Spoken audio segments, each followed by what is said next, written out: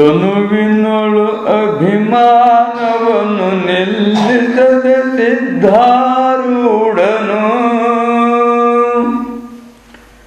ಮನದೊಳಾತ್ಮ ಧ್ಯಾನ ಮಾಡುತ್ತ ಕ್ಲೇಶಗಳ ಸಹಿಸುತ್ತಿಯನು.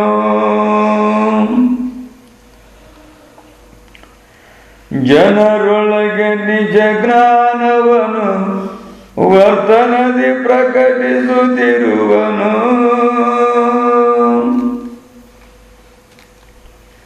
ಮನುಜನಿಂದ ಜ್ಞಾನಿಯನು ತಿಳಿದಾಗಲವನೇ ಧನ್ಯನು.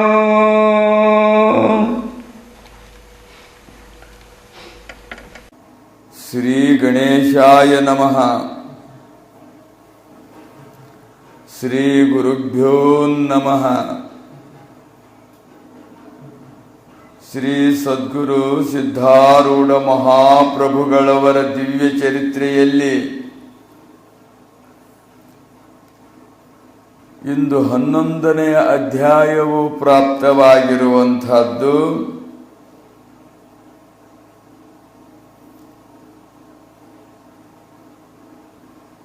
ಗತ ಅಧ್ಯಾಯದಲ್ಲಿ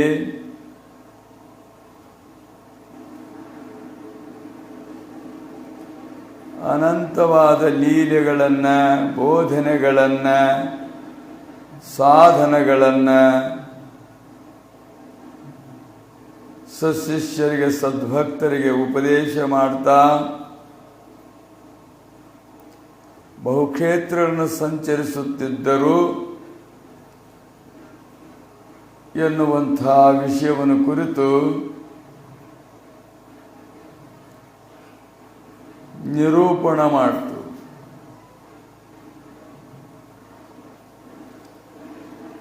ಅದರಲ್ಲಿ 2 ಪ್ರಸಂಗಗಳನ್ನು ಸ್ಮರಣಕ್ಕೆ ತಂದುಕೊಳ್ಳತಕ್ಕಂಥವುಗಳವು. ಯಾವಾಗಲೂ ಸ್ಮರಣದಲ್ಲಿಟ್ಟುಕೊಳ್ಳತಕ್ಕಂಥ 2 ಪ್ರಸಂಗಗಳು ಸಿದ್ಧಿಯೊಳಗೆ ಪ್ರವೃತ್ತನಾಗಿರ್ತಕ್ಕಂಥವನಿಗೆ ಅದರಿಂದ ಆಗ್ತಕ್ಕಂಥ ಹಾನಿಯನ್ನು ಚೆನ್ನಾಗಿ ಬೋಧಿಸಿ ಬಿಡಿಸಿದರು ಎನ್ನುವಂಥದ್ದೊಂದು.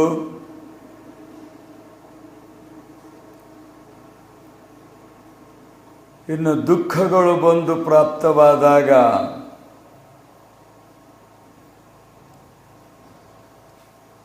ಇದಕ್ಕಿಂತಲೂ ಹೆಚ್ಚು ಕಹಿಯಾದ ದುಃಖಗಳ ಅನುಭವ ಎನ್ನುವಂಥದ್ದುಂಟು. ಈ ಜನ್ಮದ್ದಿರಬಹುದು, ಹಿಂದಿನ ಜನ್ಮದ್ದಿರಬಹುದು,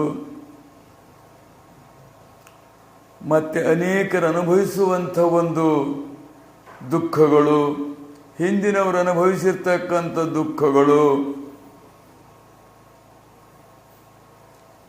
ನಮ್ಮ ಅನುಭವದಲ್ಲೇ ಹಿಂದೆ ಅನುಭವಿಸಿರ್ತಕ್ಕಂಥ ದುಃಖಗಳು, ಇವುಗಳನ್ನೆಲ್ಲ ಸ್ಮರಣೆ ಮಾಡ್ತಾ ಅವರಿಗಿಂತಲೂ ಅದಕ್ಕಿಂತಲೂ ಈ ಸಮಯ ಎಷ್ಟೋ ಚೆನ್ನಾಗಿರುವುದು ಎಂದು ಭಾವಿಸುವಂಥ ಒಂದು ವಿಶೇಷವಾಗಿರುವಂಥ ಪ್ರಸಂಗವಾಗಿರ್ತಕ್ಕಂಥದ್ದು. ಇವೆರಡು ಬಹಳಷ್ಟು ಸ್ಮರಣದಲ್ಲಿಟ್ಟುಕೊಳ್ಳತಕ್ಕಂಥವುಗಳು. ಸಿದ್ಧಿಯಿಂದ ಪ್ರಸಿದ್ಧಿಯಾಗುತ್ತದೆಯೇ ಹೊರತು ಜ್ಞಾನ ಸಿದ್ಧನಾಗುವುದಿಲ್ಲ, ತಪೋಸಿದ್ಧನಾಗುವುದಿಲ್ಲ, ಯೋಗ ಸಿದ್ಧನಾಗುವಂಥದ್ದಾಗುವುದಿಲ್ಲ. ಈ ಸಿದ್ಧಿಗಳಿಗೆ, ಜ್ಞಾನ ಸಿದ್ಧಿಗೆ, ಮೋಕ್ಷ ಸಿದ್ಧಿಗೆ ಆ ಸಿದ್ಧಿ ಅನ್ನುವಂಥದ್ದು ವಿಘ್ನವಾಗಿರುವಂಥದ್ದಾಗಿರುವುದು. ಅದು ಬಂತು ಅಂದರೆ ಮುಂದಿನದು ನಾಶ ಮಾಡುವುದಕ್ಕೋಸ್ಕರವಾಗಿ ಅದು ಬರುವಂತಹದ್ದಾಗುವುದು. ಸಮಾಧಿಗೆ ಲಯ, ವಿಕ್ಷೇಪ, ಕಾಷಾಯ, ರಸಸ್ವಾದ ಎನ್ನುವಂಥ 4 ವಿಘ್ನಗಳು ಅಂಥೇಳಿ. ಇದರ ಜೊತೆಯಲ್ಲಿಯೇ ಸಿದ್ಧಿಯ ವಿಘ್ನವೆನ್ನುವಂತಹದ್ದು ಬರುವಂತಹದ್ದಾಗುವುದು. ಸಾಧನ ಮಾಡ್ತಾ ಮಾಡ್ತಾ, ಅಧ್ಯಾತ್ಮ ಸಾಧನ ಮಾಡ್ತಾ ಮಾಡ್ತಾ, ಮನಸ್ಸನ್ನು ನಿಗ್ರಹ ಮಾಡ್ತಾ ಮಾಡ್ತಾ, ಇಂದ್ರಿಯವನ್ನು ನಿಗ್ರಹ ಮಾಡ್ತಾ ಮಾಡ್ತಾ ಅದರಲ್ಲೊಂದು ವಿಶೇಷ ಶಕ್ತಿ ಬರುವಂತಹದ್ದಾಗುವುದು. ಇಂದ್ರಿಯ ನಿಗ್ರಹದ ಶಕ್ತಿ ಎಷ್ಟು ಅನ್ನುವಂಥದ್ದು ಪೂರ್ವದಲ್ಲಿ ಅದನ್ನು ಪ್ರಕಟ ಮಾಡಿ ಬಂದಿರತಕ್ಕಂಥದ್ದಾಗಿರುವುದು ಗಾಂಧಾರಿಯ ಒಂದು ಪ್ರಸಂಗದಲ್ಲಿ. ಆವಾಗ ಏನಾಕತಿ ಅಂದ್ರೆ ನಮಗೆ ಗೊತ್ತಿಲ್ಲದವೆಲ್ಲ ಗೊತ್ತಾಗ್ತಕ್ಕಂಥದ್ದಾಗುವುದು. ಯಾರ್ದೋ ಮನಸ್ಸಿನ ಹೇಳೋದು ಗೊತ್ತಾಗ್ತಕ್ಕಂಥದ್ದಾಗುವುದು, ಯಾವುದೋ ದೇಶದ ಗೊತ್ತಾಗ್ತಕ್ಕಂಥದ್ದಾಗುವುದು, ಹಿಂದಾಗಿದ್ದು ಗೊತ್ತಾಕತಿ, ಮುಂದಾಗಿದ್ದು ಗೊತ್ತಾಕತಿ, ಈಗಾಗದು ಗೊತ್ತಾಕತಿ. ಇವೇ ಒಂದು ಸಿದ್ಧಿಗಳು ಅಂತೇಳಿ. ಕಾಲತ್ರಯದ ಜ್ಞಾನವೇ ಪಡೆದುಕೊಳ್ಳುವುದೇ ಸಿದ್ಧಿ ಅಂತೇಳಿ. ಮತ್ತೊಬ್ಬರ ಮನಸ್ಸಿನಲ್ಲಿ ಏನೈತಿ ಅಂತ ತಿಳ್ಕೊಳ್ಳುವುದೇ ಸಿದ್ಧಿ ಅಂತೇಳಿ. ನಮ್ಮದು ಒಂದು ಮನಸ್ಸಿನೊಳಗೆ ತಿಳ್ಕೊಂಡು ನಮ್ಮ ಕಲ್ಪನೆ ತಿಳ್ಕೊಂಡು ಸುಮ್ಮನಿರೋದೇ ಸಾಕಾಗೋಗ್ಬಿಡೋದು ನಮಗೆ. ಮತ್ತೊಬ್ಬೊಬ್ಬರ ಮನಸ್ಸಿನ ಏನು ಹೀನವಾಗಿರ್ತಕ್ಕಂಥ ಸಂಸ್ಕಾರದಿಂದ ಇರ್ತಕ್ಕಂಥವ್ರ ಮನಸ್ಸಿನೊಳಗೆ ತಿಳ್ಕೊಂಡ್ವಿ ಅಂದ್ರೆ ಮತ್ತೇನಾಗ್ತದ ನಮ್ಮ ಗತಿ?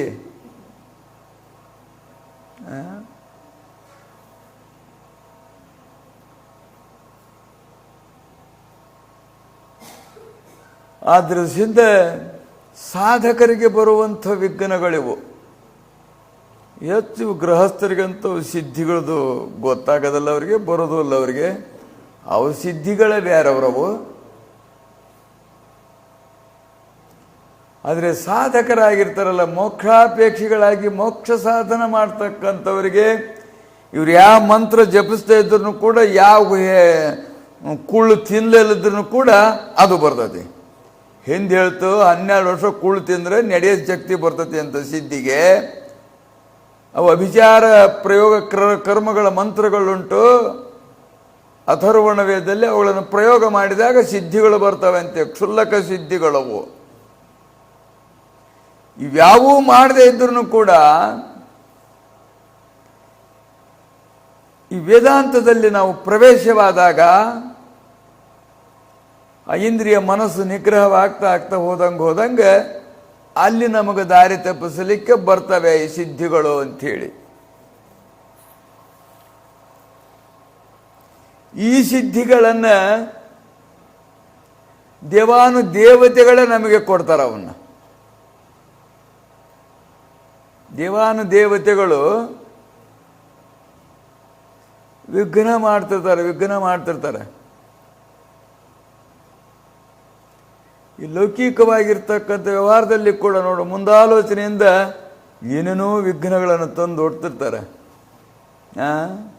ಯಾವ್ಯಾವೋ ನಾಟಕಗಳನ್ನು ಆಡ್ತಿರ್ತಾರೆ, ಆಟಗಳನ್ನು ಆಡ್ತಿರ್ತಾರೆ, ಇದ್ರ ತೋಡಿ ಹಾಕ್ತಿರ್ತಾರೆ. ರಾಜಕೀಯದಲ್ಲಂತೂ ಅದು ಭಾಳಷ್ಟು ಇರ್ತದೆ. ಅದು ಭಾಳಷ್ಟು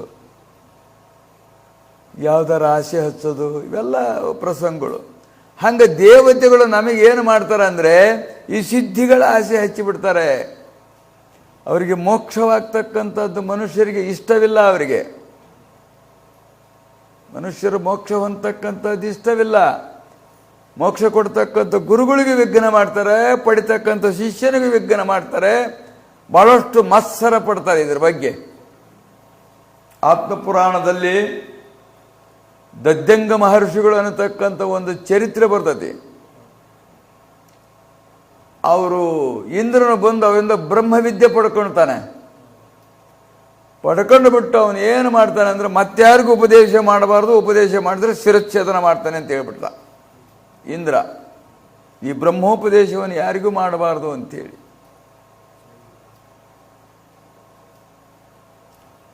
ಆವಾಗ ಅವರು ಸುಮ್ಮನಾಗಿಬಿಟ್ರು. ಆಮೇಲೆ ಅಶ್ವಿನಿ ಕುಮಾರ್ ನಾವು ಬ್ರಹ್ಮೋಪದೇಶ ಪಡಿಬೇಕು ಅಂತೇಳಿ ಅವ್ರು ಬಂದರು. ಅವರು ಇಲ್ಲಪ್ಪ ಅದು ಪ್ರಸಂಗ ಹಿಂಗೈತಿ,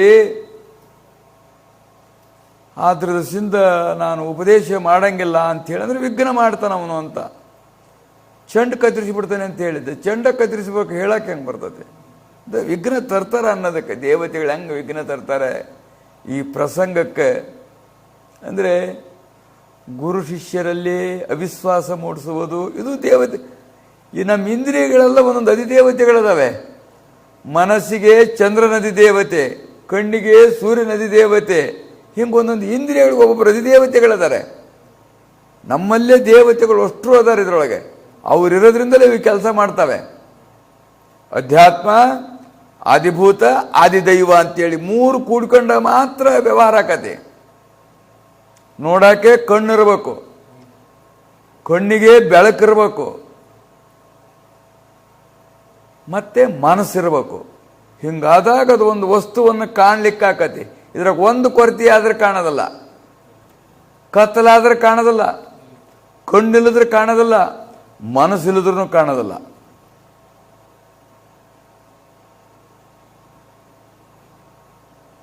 ಕೊನೆ ಸಮಯದ ಕಣ್ಣು ಬಿಟ್ಕೊಂಡು ನಿಟ್ಟೆ ಕಣ್ಣು ಬಿಟ್ಕೊಂಡು ನೋಡ್ತಿರ್ತಾವೆ. ಯಾರು ಬಂದಾರ ಅನ್ನೋದು ಗೊತ್ತಾಗೋದಲ್ಲ. ಅವಾಗ ಮನಸ್ಸಾಲೆ ಯಮ ಅರ್ಧ ಎಳೆದು ಬಿಟ್ಟಿರ್ತಾನ, ನೆಟ್ಟೆ ಕಣ್ಣು ಬಿಟ್ಟಿರ್ತಾವೆ.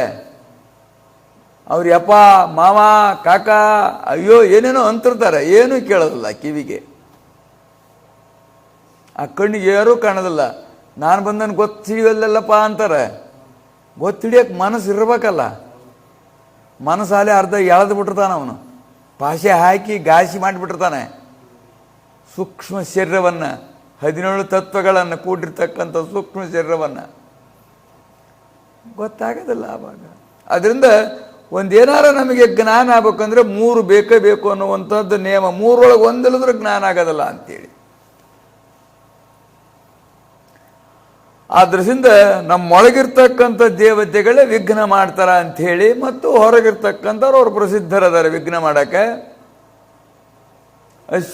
ಅಶ್ವಿನಿ ಕುಮಾರರು ಬಂದರು. ಆ ಮಹರ್ಷಿಗಳಿಂದ ನಾವು ಜ್ಞಾನವಾಗಿರ್ತಕ್ಕಂಥ ವೇದಾಂತದ ರಹಸ್ಯವಾಗಿರ್ತಕ್ಕಂಥದ್ದನ್ನು ಸಂಪಾದನೆ ಮಾಡಿಕೊಳ್ಬೇಕು ಅಂತೇಳಿ ಹೇಳಿದರು ಅವರು. ಬರಲಿ ಅವನು ಎಷ್ಟರ ವಿಘ್ನ ಮಾಡಲಿ, ಅದನ್ನು ನಾವು ಸರಿಪಡಿಸ್ಕೊಳ್ಳೋಕ್ಕೆ ನಾವು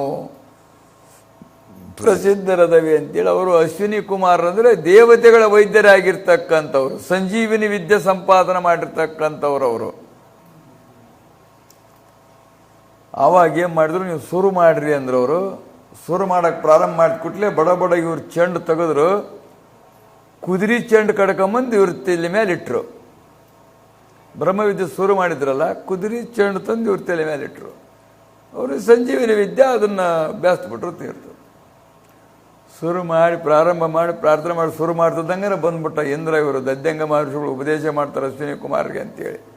ಶಿರಚ್ಛೇದನ ಮಾಡಿ ಹೋಗ್ಬಿಟ್ಟ. ಅವ್ನು ಮಾಡಿ ಹೋದ ಕೂಡಲೇ ಮತ್ತೆ ಇತ್ತಲ್ಲ ಅಲ್ಲಿ ಚೆಂಡು, ಅದನ್ನು ಕುದುರೆ ಚೆಂಡು ತೆಗೆದ್ರು. ಆ ಚೆಂಡು ತಗೊಂಬಂದಿಟ್ಟು ತಾವು ಮಾಡಿದರು ಅಂಥೇಳಿ. ಇಲ್ಲಿ ಹೇಳುವ ತಾತ್ಪರ್ಯ ಏನು ಅಂದರೆ, ಇದಕ್ಕೆ ಬಹಳಷ್ಟು ವಿಘ್ನಗಳು ಅಂಥೇಳಿ. ಜ್ಞಾನ ಮಾರ್ಗೇ ಬಹವೋ ವಿಘ್ನ, ಮೋಕ್ಷ ಮಾರ್ಗೇ ಬಹವೋ ವಿಘ್ನ ಅಂತೇಳಿ. ಈ ವಿಘ್ನಗಳನ್ನೆಲ್ಲ ನಾವು ಹಿಮ್ಮಟ್ಟಿ ತುಳಿದು ಮುಂದೆ ಬರ್ಬೇಕಾದ್ರೆ ಬಹಳಷ್ಟು ಕಷ್ಟಗಳು. ನಮಗೆ ಏನೇನು ಇದರಿಂದ ಹಿಂದಕ್ಕೆ ಹೋಯ್ತಾವೆ ಅವೆಲ್ಲ ವಿಘ್ನಗಳು ಅಂತ ತಿಳ್ಕೋಬೇಕು. ಅದರೊಳಗೆ ಸಿದ್ಧಿಯನ್ನು, ಇದು ಗೃಹಸ್ಥರಿಗೆ ಆಗ್ತಕ್ಕಂಥ ಮಾತು. ಈ ಸಿದ್ಧಿಗಳು ಸಾಧನೆ ಮಾಡ್ತಿರ್ತಾರಲ್ಲ, ಅಭ್ಯಾಸ ಮಾಡ್ತಾರೆ, ಸಮಾಧಿ ಸ್ಥಿತಿಗೆ ಹೋಗ್ತಕ್ಕಂಥ ಪ್ರಸಂಗದಲ್ಲಿ ಇವು ಬಂದು ನಮ್ಮನ್ನು ಕಾಲು ಜಾರಿಸ್ತಕ್ಕಂಥವುಗಳು ಅಂಥೇಳಿ. ಆರೂಢ ಪತಿತ ನ್ಯಾಯ ಅಂತೇಳಿ ಇದಕ್ಕೆ. ಆರೂಢ ಸ್ಥಿತಿಗೆ ಹೋಗ್ಬೇಕಾದ್ರೆ ಪತಿತರಾಗಿಬಿಡ್ತಕ್ಕಂಥ ಸ್ಥಿತಿ ಇದು. ಕರಂಲೇಡಿ ನ್ಯಾಯ, ಆರೂಢ ಪತಿತ ನ್ಯಾಯ ಅಂತ ಹೇಳಿರ್ತಕ್ಕಂಥದ್ದೇನು. ಕೈ ಬಂತುತ್ತು ಬಾಯಿಗೆ ಬರಲಿಲ್ಲಲ್ಲ ಅಂತಾರಲ್ಲ, ಹಂಗೆ. ಕೈ ಬಂತುತ್ತು ಬಾಯಿಗೆ ಬರಲಿಲ್ಲ ಅಂತಾರೆ. ಯಾರ್ದು ಋಣ ಇರ್ತದೆ ಅವ್ರ ಪಾಲು ಆಗಿಬಿಡ್ತದೆ. ಅದು ಇಷ್ಟೆಲ್ಲ ಕಷ್ಟಪಟ್ಟು ಮಾಡಿದೆ, ಬರಲಿಲ್ಲಲ್ಲ ಅಂಥೇಳಿ. ನಮ್ಮೆಲ್ಲ ದಿನನಿತ್ಯದ ವರ್ತನೆ ಹಿಂಗಿರ್ತತಿ. ಎಲ್ಲ ಮಾಡಿರ್ತೇವೆ, ಮುದುಕರಾಗಿಬಿಡ್ತೇವೆ. ಏನು ಮಾಡ್ಬೇಕು, ಅವನು ತಗೊಂಡು ಮಾಡಿದೇವಲ್ಲ, ಏನು ಉಪಯೋಗ ಆಗಲಿಲ್ಲ ಅಂತ. ಯಾರ್ಯಾರ್ದು ಪಾಲಾಗಿಬಿಡ್ತತಿ, ಏನೇನೋ ಪಾಲಾಗಿಬಿಡ್ತತಿ.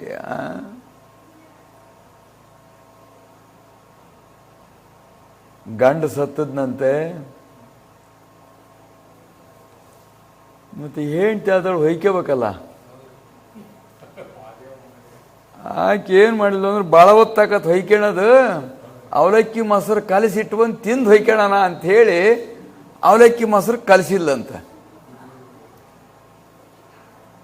ಅಷ್ಟೊತ್ತಿಗೆ ಯಾರೋ ಬಂದ್ರಂತ ಅವ್ರ ಕಡೆಯವ್ರು ಬಂದ ಮತ್ತೆ ಅದು ಹೆಣದ ಹತ್ರ ಅಂತ ಅಳ್ಬೇಕಲ್ಲ, ಇಲ್ಲದ್ರೆ ತಿನ್ನಕ್ಕೆ ಕುಂತೀನಿ ಅಂತ ಅವ್ರು ನೋಡಿ ಆಕೆ ಮಾಡಿದ್ಲು, ಎದ್ದು ಬಂದ್ಬಿಟ್ಲಂತೆ. ಎದ್ದು ಬಂದು ಹೆಣದ ಕೊಟ್ಟಾಗ ಅಳಕತ್ತಿಲ್ಲಂತೆ. ಹತ್ಕಂತ ಅಡಿಗೆ ಮನೆ ಕಡೆ ನೋಡಂತ ಅಜ್ಜ ತಿನ್ನಕ್ಕೆ ಹತ್ಬಿಟ್ಟದ್ಲಂತ ಅವಲಕ್ಕಿ ಮೊಸರ. ಅಯ್ಯೋ ಕೈಗೆ ಬಂದದ್ದು ಬಾಯಿಗೆ ಬರಲಿಲ್ಲಲ್ಲೋ ಅಂತ ಒಯ್ಕೊಳಕಂತಕ್ಕೆ, ಎಲ್ಲ ಬಿಟ್ಟು ಹೋಗ್ಬಿಡ್ತಲ್ಲಪ್ಪ ಅಂತ ಒಯ್ಕೊಳಕಂತ, ಮತ್ತೆ ಕೈ ಬಂದು ಬಾಯಿ ಬರಲಿಲ್ಲಲ್ಲಪ್ಪ ಅಂತ. ಯಾರ್ಯಾರು ಹಣೆ ಬರ ಎಷ್ಟೆಟ್ಟಿರ್ತದೋ ಅವ್ರಿಗೆ ಮುಟ್ತವ ಅಂತ ಆಯ್ಕೆ ಒಯ್ಕೊಳಕಂತ ಒಳಗೆ.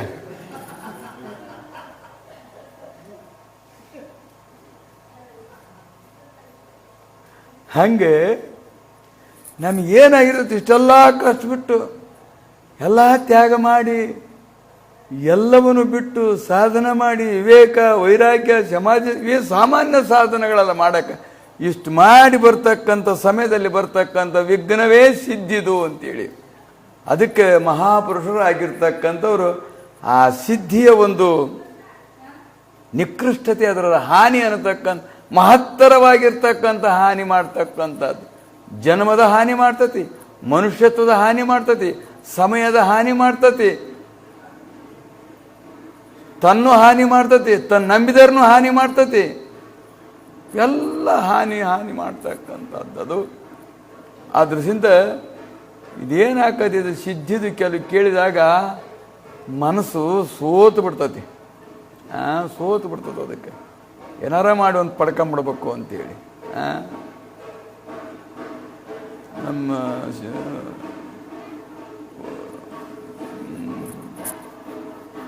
ರುದ್ರಗೌಡರು ಮ್ಯಾಮ್ ಬರ್ತಾರಪ್ಪ, ಮಳೆ ಇಲ್ಲ ಮಳೆ ತರಿಸು ಅಂತ. ನಾವು ಬಿತ್ತಬೇಕು, ಬಿತ್ತಬಿಟ್ಟಿದವಿ, ಮಳೆ ತರಿಸು ಅಂತ. ಅದು ಒಂದು ಸಿದ್ಧಿ, ಅದು ಮಳೆ ತರಿಸ್ಬೇಕು ಅಂದರೆ. ಮಳೆ ಭಾಳ ಆಗ್ಬಿಡ್ತದಪ್ಪ, ಜೋಗಿ ಏರ್ಬಿಟ್ಟತಿ, ಅದನ್ನ ಈಗ ಎಡೆ ಹೊಡಿಬೇಕು, ಅದನ್ನ ಮಾಡಬೇಕು, ಈಗ ಬರಲಂಗೆ ಮಾಡಪ್ಪ ಅಂತಿರ್ತಾರೆ.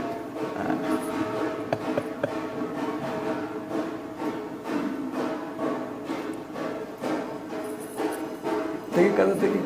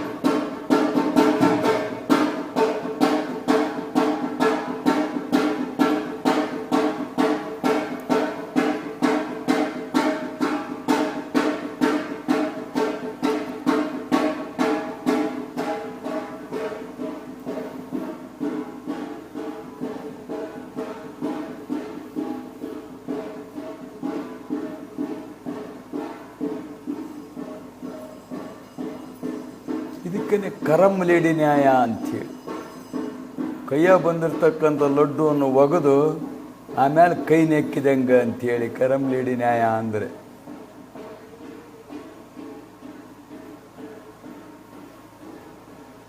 ರಾಜರ ಮಕ್ಕಳ ಕೈ ಒಳ್ಳೊಳ್ಳೆ ಉಂಡಿಗಳನ್ನು ಮಾಡಿ ಕೊಡ್ತಿರ್ತಾರೆ, ಅವು ತಿಂತವೆ ಅಲ್ಲ ಅದ್ರ ಒಗಿತಾವೆ, ಒಗೆದ್ರೆ ಮತ್ತೆ ತಂದು ಕೊಡ್ತಾರೆ ಅವ್ರಿಗೆ. ದಾಸರು ಇರ್ತಾರೆ, ಅವ್ರು ಇರ್ತಾರೆ, ಇವ್ರು ಇರ್ತಾರೆ, ಏನೋ ಒಗದಾಗ ಕೊಡ್ತಾರೆ ಅವ್ರಿಗೆ.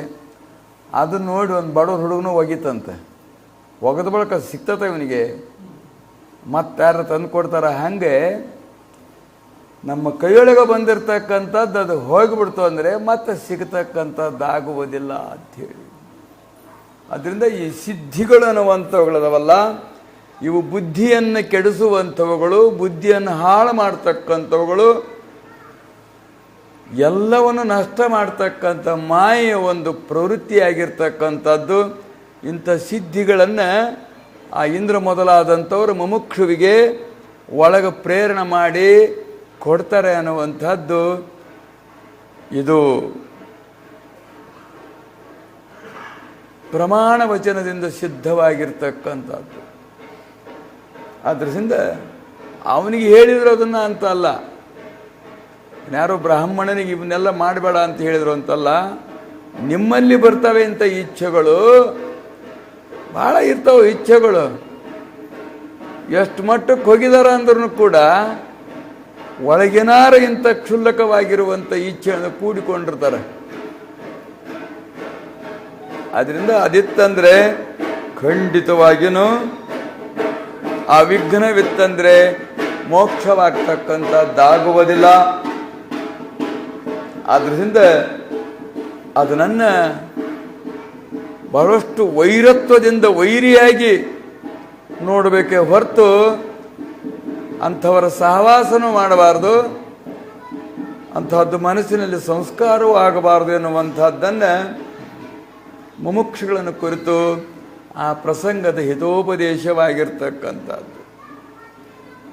ಎರಡನೇ ಪ್ರಸಂಗವಾಗಿರ್ತಕ್ಕಂಥದ್ದು ಎಷ್ಟು ದುರ್ಧರವಾಗಿರುವಂಥ ಪ್ರಸಂಗ ಅಂಥೇಳಿ ಅವರು ದುಃಖ ಅನುಭವಿಸ್ತಕ್ಕಂಥದ್ದನ್ನು ಕಂಡು ಅಂದಾಗ ಇದೇನು ಮಹಾ ದುಃಖ ನಮಗೆ, ಇದಕ್ಕಿಂತ ಹೆಚ್ಚೆಚ್ಚು ದುಃಖಗಳನ್ನು ಅನುಭವಿಸಿಕೊಂಡು ಬಂದಿದ್ದೀವಿ, ಇದೇನು ನಮಗೆ ಅಷ್ಟು ದೊಡ್ಡದಲ್ಲ ಅಂಥೇಳಿ ಸಹನ ಮಾಡಿಕೊಳ್ಳಬೇಕು ಅಂಥೇಳಿ ಬಂದಿರತಕ್ಕಂಥದ್ದು.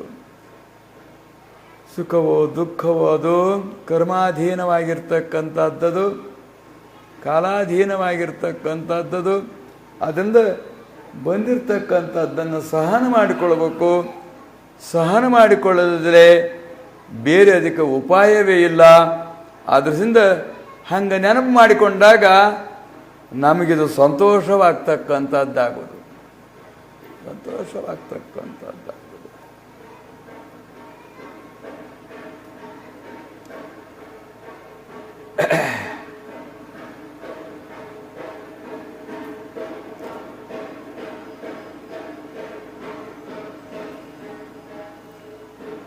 ಆದ್ದರಿಂದ ಗೃಹಸ್ಥರಿಗೆ ಕುರಿತು ಉಪದೇಶ ಏನು ಮಾಡ್ತಾ ಇರೋರು ಅಂದರೆ, ಹಿಂದೂ ಕೂಡ ಅನೇಕ ಕಷ್ಟಗಳನ್ನು ಅನುಭವಿಸ್ತಾ ಬಂದಿದ್ದಾರೆ ಎಲ್ಲರೂ. ಅದನ್ನು ನೋಡಿ ನಮ್ದೇನು ಮಹಾನ್ ತಕ್ಕಂಥದ್ದಾಗಿ ತಿಳಿದುಕೊಳ್ಳಬೇಕು.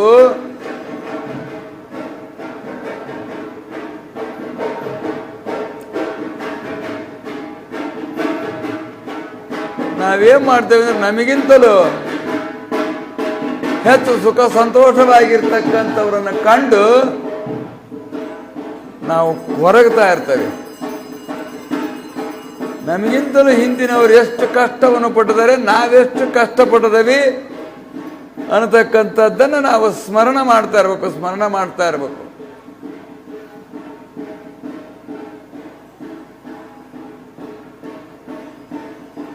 ಬರಲುಳ್ಳ ದುಃಖವನ್ನು ಅನುಭವಿಸದೆ ಪರಿಹಾರವದಕ್ಕಿಲ್ಲ ಇಹುದು ಎಂದೊಡೆ ರಾಮ ಪಾಂಡವ ನಳ ಮೊದಲಾದಂಥ ಹರಿಶ್ಚಂದ್ರ ಮೊದಲಾದಂಥವರು ನೊಯ್ಯಲೇಕೆ ಅಂತ ಹೇಳಿದರು.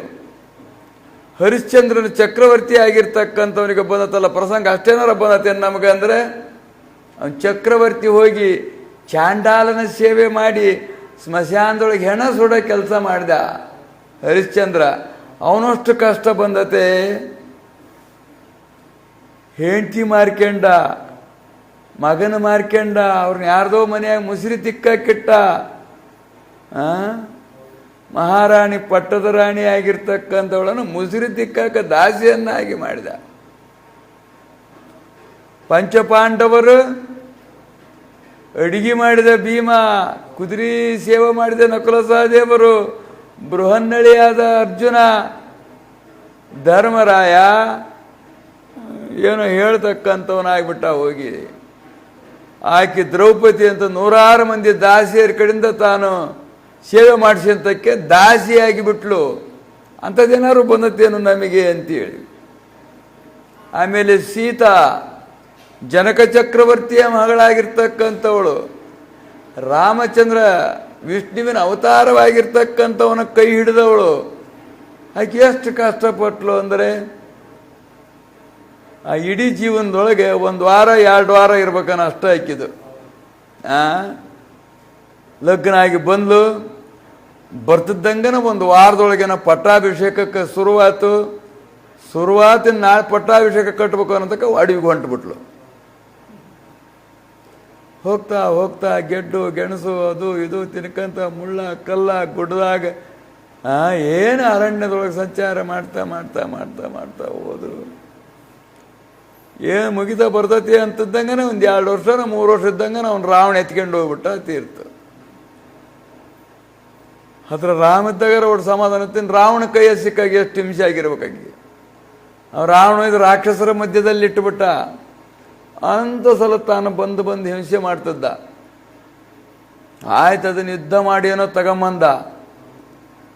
ಬರ್ತಿದ್ದಂಗನ ಅಗ್ನಿ ಪರೀಕ್ಷೆಗೆ ಈಡು ಮಾಡಿದ. ಹಂಗೆ ಕರ್ಕೊಳ್ಳಿಲ್ಲ, ಅಲ್ಲಿ ಅಗ್ನಿ ಪರೀಕ್ಷೆ ಮಾಡಿದ. ಯುದ್ಧ ಭೂಮಿಯಲ್ಲಿ ನೀನು ಅಗ್ನಿಯೊಳಗೆ ಹೊಕ್ಕಬಾ ಅಂತ ಹೇಳಿ ಆ ಕಷ್ಟ ಅನುಭವಿಸಿ ಹೊರಗೆ ಬಂದು ನೇನು ಪುಷ್ಪಕ ವಿಮಾನ ಬಂದು ಇಳಿತು ಅಯೋಧ್ಯೆಗೆ. ಮತ್ತೆ ಪುನಃ ಪಟ್ಟಾಭಿಷೇಕ ಆಯಿತು. ಕೊಡೋರಿಗೆಲ್ಲ ಏನೇನು ಬಹುಮಾನಗಳನ್ನು ಕೊಡಬೇಕು ಕೊಟ್ಟು ಅತ್ಲ ಇತ್ಲ ಮಾಡಿ ಕಳಿಸ್ತಿದ್ದಂಗೆ ಏನು ರಾಜ್ಯ ಆಳ್ತಿದ್ದಂಗೆ 1 ವಾರ 2 ವಾರ ಆಗಿತ್ತೇನ ಯಾರೋ ಒಬ್ಬ ಅಗಸ ವಚನ ಹಿಂಗೆ ಬಿಟ್ಟು ಹೆಂಡ್ತಿ ಕರ್ಕೊಳಕ್ಕೆ ನಾನೇನು ಶ್ರೀರಾಮಲ್ಲ ಅಂದ್ಬಿಟ್ಟ. ಮತ್ತೆ ಅಡಿಗಟ್ಟಿಬಿಟ್ಟ ತೀರ್ತು. ಎಷ್ಟು ಕಷ್ಟಗಳನ್ನು ಅನುಭವಿಸಿದ್ದಾರೆ. ಇವುಗಳನ್ನು ನಾವು ಸ್ಮರಣೆ ಮಾಡ್ಕೊಂತ ಇರಬೇಕು ಅನ್ನುವಂಥ ಒಂದು ತತ್ವ. ಇದನ್ನು ಸ್ಮರಣೆ ಮಾಡೋದ್ರಿಂದ ನಮಗೆ ಮನಸ್ಸಿಗೆ ಸಮಾಧಾನ, ಧೈರ್ಯ, ಶಕ್ತಿ ಇಂಥವುಗಳೆಲ್ಲ ಬರ್ತವೆ. ಹಿಂದಿನವರಿಗೆ ಬಂದಷ್ಟು ಕಷ್ಟ ನಮಗಿಲ್ಲ ಅನ್ನೋದನ್ನು ನಾವು ಇದು ಮಾಡಬೇಕು. ನಾವೇನು ಮಾಡ್ತೇವೆ, ಅವ್ರವ್ರ ಸಂಪತ್ತು ನಮಗಿಲ್ಲ ಅಂತವ ನಾವು. ಈ ಊರು ಕಿಂಗಪ್ಪ, ಅವನಷ್ಟು ನಮಗಿಲ್ಲ, ಹಂಗೆ ನಾವು ಯಾವಾಗ ಆದೆವು ಅಂತೇಳಿ ಇದೇ ವಿಚಾರ ಇರ್ತದೆ ಹೊರತು ನಾವು ಎಂತಿಂತರ ಕರ್ಮದ ಅಧೀನವಾಗಿ ಕಾಲಾಧೀನವಾಗಿ ಏನೇನಾಗಿದ್ದಾರೆ ಅನ್ನತಕ್ಕಂಥದ್ದನ್ನು ನೋಡಿ ಇದು ಯಾರಿಗೂ ಯಾವಾಗೂ ಬಿಟ್ಟದ್ದಲ್ಲ, ಸ್ಥಿರವಲ್ಲಪ್ಪ. ಇದು ಎಷ್ಟಾಗ್ತದೆ ಅಷ್ಟಾಗ ತೃಪ್ತಿಯಾಗಿರಬೇಕು, ಶಾಂತಿಯಾಗಿರಬೇಕು, ಸಂತೋಷವಾಗಿರಬೇಕು, ಸಂಸ್ಕಾರದಿಂದ ಇರಬೇಕು ಅನ್ನತಕ್ಕಂಥ ಬುದ್ಧಿ ಬರಬೇಕು. ಅದನ್ನು ಬಿಟ್ಟು ದುರ್ಬುದ್ಧಿಯಿಂದ ಏನೇನೋ ರೀತಿಯಾಗಿರುವಂಥ ಪ್ರವೃತ್ತಿ ಆಗಿಬಿಡ್ತು ಅಂದರೆ ಅದರಿಂದ ಹಾನಿನೇ ಆಗ್ತಕ್ಕಂಥದ್ದಾಗುವುದು. ಆದ್ದರಿಂದ ಅವರ ತಮ್ಮ ಕಹಿ ನೆನಪುಗಳನ್ನೇ ಪ್ರಕಟ ಮಾಡಿ ಅದಕ್ಕಿಂತ ಇದು ಮಿಗಿಲು ಅಂತ ಹೇಳಿದರು ಅವರು. ಅದಕ್ಕಿಂತ ಮಿಗಿಲು ನಮ್ಮ ಬಹಳಷ್ಟು ಕಹಿ ನೆನಪುಗಳದಾವೆ, ಬಾಲ್ಯದ ಕಹಿ ನೆನಪುಗಳದಾವೆ, ಗರ್ಭವಾಸದಲ್ಲಿರ್ತಕ್ಕಂಥ ಕಹಿ ನೆನಪುಗಳದಾವೆ. ಎಷ್ಟು ಅದ ವಿಚಿತ್ರವಾಗಿರ್ತಕ್ಕಂಥವುಗಳು ಅಂತಂದರೆ ಅಷ್ಟು ವಿಚಿತ್ರವಾಗಿರುವಂಥ ದುಃಖಗಳನ್ನು ಅನುಭವಿಸಿ ನಾವು ಒಂದು ಸ್ಥಿತಿಗೆ ಬಂದಿದ್ದೇವೆ. ಆದರೆ ಅವನ್ನೆಲ್ಲ ನಾವು ಸ್ಮರಣಕ್ಕೆ ಮಾಡ್ತಾ ಇರಬೇಕು, ಹಳೆ ನೆನಪುಗಳನ್ನು ಮಾಡ್ತಾ ಇರಬೇಕು ಅಂತೇಳಿ ನೇಮ ಅದು ಅಂತಿರ್ತಾರೆ ನೋಡು. ಸೌಕಾರಿಕೆ ಬಂತು ಅಂತೇಳಿ ಹಳೇದು ಮರಿಬೇಡು ಅಂತಿರ್ತಾರೆ. ನಿನಗೆ ಈಗ ಬಂದತ್ತ ಸೌಕಾರಿಕೆ, ಹೆಂಗಿದ್ದೆ ನೀನು, ಹಮಾಲಿ ಮಾಡ್ತಿದ್ದಲ್ಲೋ, ಗಾರಿ ಕೆಲ್ಸಕ್ಕೆ ಹೋಗ್ತಿದ್ದಲ್ಲೋ, ಈಗ ದೌಲತ್ತು ಮಾಡ್ತೀಯ, ಹಳೇದು ಮರಿಬೇಡಪ್ಪ ಅಂತ ಎತ್ತರ ಮಾಡ್ತಿರ್ತಾರೆ. ತತ್ವ ಏನು ಅಂದರೆ ಹಿಂದಿನದನ್ನು ನಾವು ಮರಲಿಲ್ಲದ್ರೆ ನಮಗೆ ಅಹಂಕಾರ ಬರೋದಿಲ್ಲ, ಅಭಿಮಾನ ಬರುವುದಿಲ್ಲ, ಗರ್ವ ಬರುವುದಿಲ್ಲ. ನಾವು ಸರಿಯಾದ ಮಾರ್ಗದಲ್ಲಿ ಹೋಗಲಿಕ್ಕೆ ಸಹಾಯವಾಗ್ತದೆ. ಅದರಿಂದ ಗೃಹಸ್ಥರಿಗೂ ಇನ್ನು ಸಾಧಕರಾಗಿರ್ತಕ್ಕಂಥವರಿಗೆ ಸಾಧನ ಮಾಡ್ತಕ್ಕಂಥ ಸಮಯದಲ್ಲಿ ಅನೇಕ ವಿಧವಾಗಿರುವಂಥ ವಿಘ್ನಗಳು ಬಂದೇ ಬರ್ತವೆ. ಶರೀರದ ವಿಘ್ನವಿರ್ತತಿ, ಇಂದ್ರಿಯದ ವಿಘ್ನವಿರ್ತತಿ, ಮನಸ್ಸಿನ ವಿಘ್ನವಿರ್ತತಿ, ಪರಿಸರದ ವಿಘ್ನ, ಪ್ರಕೃತಿಯ ವಿಘ್ನ, ಅನಂತ ವಿಘ್ನಗಳಿದಕ್ಕೆ ಅನಂತ ವಿಘ್ನಗಳಾಗಿರ್ತಕ್ಕಂಥವುಗಳು. ಆ ದೃಷ್ಟಿಯಿಂದ ಅವುಗಳು ಬಂದಾಗ ಸಹನತೆ ಅನ್ನತಕ್ಕಂಥದ್ರಿಂದ ಇದ್ದು ಇದಕ್ಕಿಂತಲೇ ಹೆಚ್ಚು ಅನುಭವಿಸಿ ಬಂದನೆ ಬಿಡ, ನಾನು ಹೆಚ್ಚು ಅನುಭವಿಸಿ ಬಂದನೆ ಅನ್ನುವಂಥದ್ದನ್ನು ನಾವು ಮನಸ್ಸಿಗೆ ತಂದುಕೊಂಡಿವೆ ಅಂದರೆ ನಮ್ಮ ಸಾಧನವಾಗಿರ್ತಕ್ಕಂಥದ್ದು ಸುಲಭವಾಗಿ ಸಾಗುವುದು ಎನ್ನುವಂಥ ಅತ್ಯಂತ ಹಿತೋಪದೇಶವಾಗಿರ್ತಕ್ಕಂಥದ್ದನ್ನು, ಮಾರ್ಗದರ್ಶನವಾಗಿರ್ತಕ್ಕಂಥದ್ದನ್ನು ಆದೇಶ ಆದರ್ಶ ಆಜ್ಞೆ ಆಗಿರ್ತಕ್ಕಂಥದ್ದನ್ನು ಹಿಂದಿನ ಅಧ್ಯಾಯದಲ್ಲಿ ಮಾಡಿದರು. ಅದನ್ನೇ ಒಮ್ಮೆ ಸ್ಮರಣಕ್ಕೆ ತಂದು ತಟಸ್ಥ ಮಾಡಿ ಸದ್ಯ ಪ್ರಾಪ್ತವಾಗಿರ್ತಕ್ಕಂಥ ಅಧ್ಯಾಯದಲ್ಲಿ ಪ್ರವೃತ್ತಿ. ಯಾವಾತನ ವರ್ತನವೇ ಲೋಕಕ್ಕೆ ಬೋಧವಾಗಿರುತ್ತದೆಯೋ ಮತ್ತು ಯಾವಾತನನ್ನು ಅನುಸರಿಸುವುದರಿಂದ ಬಂಧಗಳೆಲ್ಲ ತಾವೇ ಹರಿದು ಹೋಗುತ್ತವೆಯೋ ಅಂಥ ಸಿದ್ಧಾರೂಢ ಗುರುವರನು ಸರ್ವರಿಗೂ ಸುಖದಾಯನಾಗಿರುವನು. ಅವ್ರ ವರ್ತನವೇ ನಮಗೆ ಬೋಧವಾಗ್ತಿರ್ಬೇಕು, ಜ್ಞಾನ ಮಾಡಿಸ್ತಿರ್ಬೇಕು. ಅವರ ವರ್ತನ ಅನ್ನುವಂಥದ್ದು ನಮಗೆ ಜ್ಞಾನವಾಗ್ತಾ ಇರಬೇಕು. ಇಂಥದ್ದು ಎಲ್ಲರ ಕಾಣ್ತವೇನೋ ಅಂದರೆ ಕಾಣೋದಿಲ್ಲ. ಅವನಿಗೆ ಜಾದು ಮಾಡಕ್ಕೆ ಬರ್ತಂದ್ರೆ ನಾನು ಜಾದು ಮಾಡಬೇಕು, ಅವನಿಗೆ ಭಸ್ಮ ಬರೋಂಗೆ ಮಾಡ್ತಾನೆ ನಾನು ಮಾಡೋದು ಕಲಿಬೇಕು, ಅವನು ಔಷಧಿ ಕೊಡ್ತಾನಂದ್ರೆ ನಾನು ಔಷಧಿ ಕೊಡಬೇಕು. ಬರೀ ಇಂಥವೇ ಅವ್ರ ಬೋಧಗಳು. ಅವನು ಇಂಜಿನಿಯರ್ದಾತಂದ್ರೆ ನಂದು ಮೆಡಿಕಲ್ ಮಾಡಿಸ್ಬೇಕು, ಕಾಲೇಜ್ಗಳು ಒಂದಿದ್ರೆ 3 ಮಾಡಬೇಕು. ಅವ್ರು ಮಾಡಿದ್ರು ಅಂತೇಳಿ ಇವನು ಮಾಡಕ್ಕೆ ಹೋದ ಅಂದರೆ ಅವ್ರ ವರ್ತನದಿಂದ ನಾವು ಆ ರೀತಿ ವರ್ತಿಸಕ್ಕೆ ಹೋದ್ವಿ ಅಂದರೆ ಆ ವರ್ತನೆಗಳೆಲ್ಲವೂ ಬೋಧ ವರ್ತನೆಗಳಲ್ಲವು, ಧರ್ಮ ವರ್ತನೆಗಳಲ್ಲವು, ಜ್ಞಾನದ ಮಾರ್ಗಗಳಾಗಿರ್ತಕ್ಕಂಥವುಗಳಲ್ಲ ಅವು. ಅಂದ ಬಳಿಕ ಇವ್ರದ್ದು ವರ್ತನ ಏನು ಅಂದರೆ ಲೋಕಕ್ಕೆ ಬೋಧವಾಗ್ತಾ ಇರಬೇಕು. ಮತ್ತು ಅವರನ್ನು ಅನುಸರಿಸುವುದರಿಂದ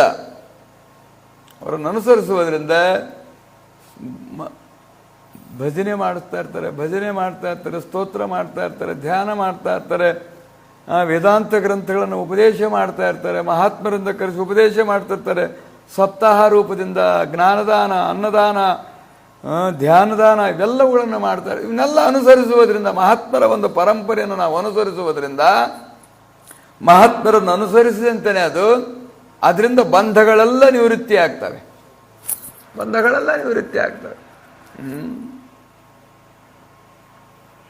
ಅವರು 4 ಗಂಟೆಗೆ ಪ್ರಾತಃ ಕಾಲದಲ್ಲಿ ಎದ್ದಿರಬೇಕು, ಅಲ್ಲಿ ಬರ್ತಿರ್ಬೇಕು, ಭಜನೆ ನಡೀತಿರ್ಬೇಕು, ಆರತಿ ಹೇಳ್ತಿರ್ಬೇಕು, ಎಲ್ಲ ಸಂಪ್ರದಾಯ ಪೂಜೆ ಆಗ್ತಿರ್ಬೇಕು, ಪ್ರಾರ್ಥನೆ ಮಾಡ್ತಿರ್ಬೇಕು, ಸ್ತೋತ್ರ ಮಾಡ್ತಿರ್ಬೇಕು, ಸೇವಾ ಮಾಡ್ತಿರ್ಬೇಕು. ಮತ್ತು ಸಾಯಂಕಾಲಕ್ಕೆ ಪೂಜೆಗೆ, ಬೆಳಗಿನ ಪೂಜೆಗೆ, ಮಧ್ಯಾಹ್ನಕ್ಕೆ, ಇವೆಲ್ಲವೂ ಉದ್ಧಾರದ ಒಂದು ಗಳಿಗೆ, ಒಂದು ಚಿಟಿಗೆಯಷ್ಟು ಹೊಡೆಯುವಷ್ಟು ವ್ಯಾಳ್ಳನ್ನು ಕೂಡ ನಿರರ್ಥಕವಾಗದ ಹಾಗೆ ಭಕ್ತರ ಉದ್ಧಾರದ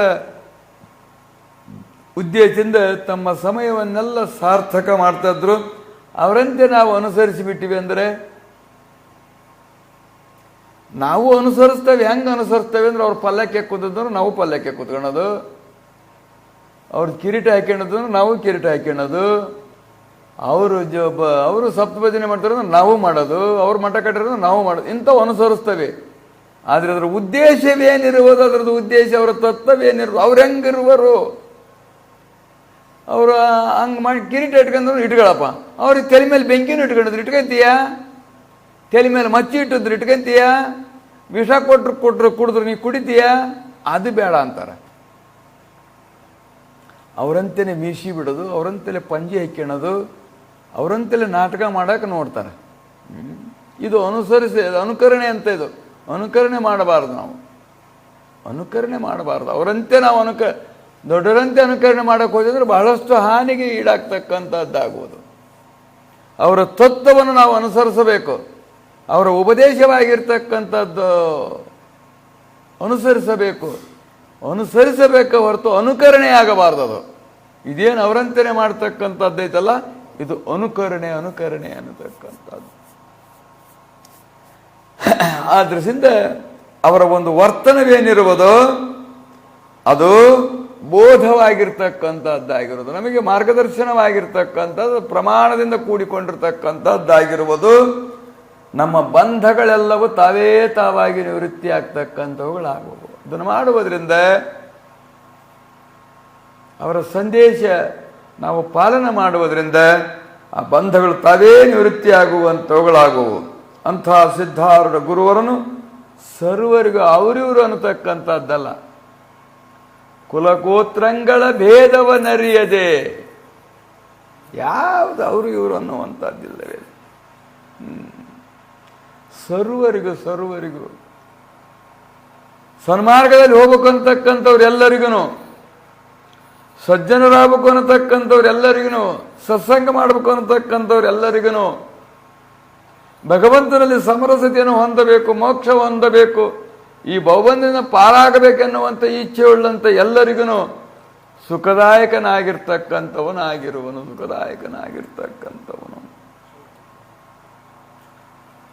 ಅಷ್ಟೇ ಅಲ್ಲ, ದುಷ್ಟರನ್ನು ಕೂಡ ಪರಿವರ್ತನೆ ಮಾಡಿ ಅವ್ರಿಗೂ ಸುಖ ಕೊಡುವಂಥವನಾಗಿರುವಂಥವನು.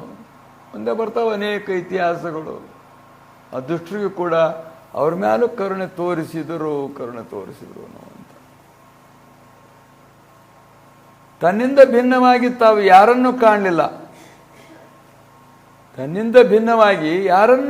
ಎಲ್ಲವೂ ನನ್ನ ಅದಕ್ಕೆ ನಿಜವಾದ ಸ್ಥಿತಿ. ಅದು ನಿಜವಾದ ಸ್ಥಿತಿ, ಮಹಾತ್ಮರ ಸ್ಥಿತಿ ಏನು ಅಂದರೆ ನಿಜವಾದ ಸ್ಥಿತಿ. ಎಲ್ಲರೂ ಬರೋ ಭಗವಂತನ ಮಕ್ಕಳು, ಎಲ್ಲರೊಳಗೂ ಭಗವಂತದನೇ,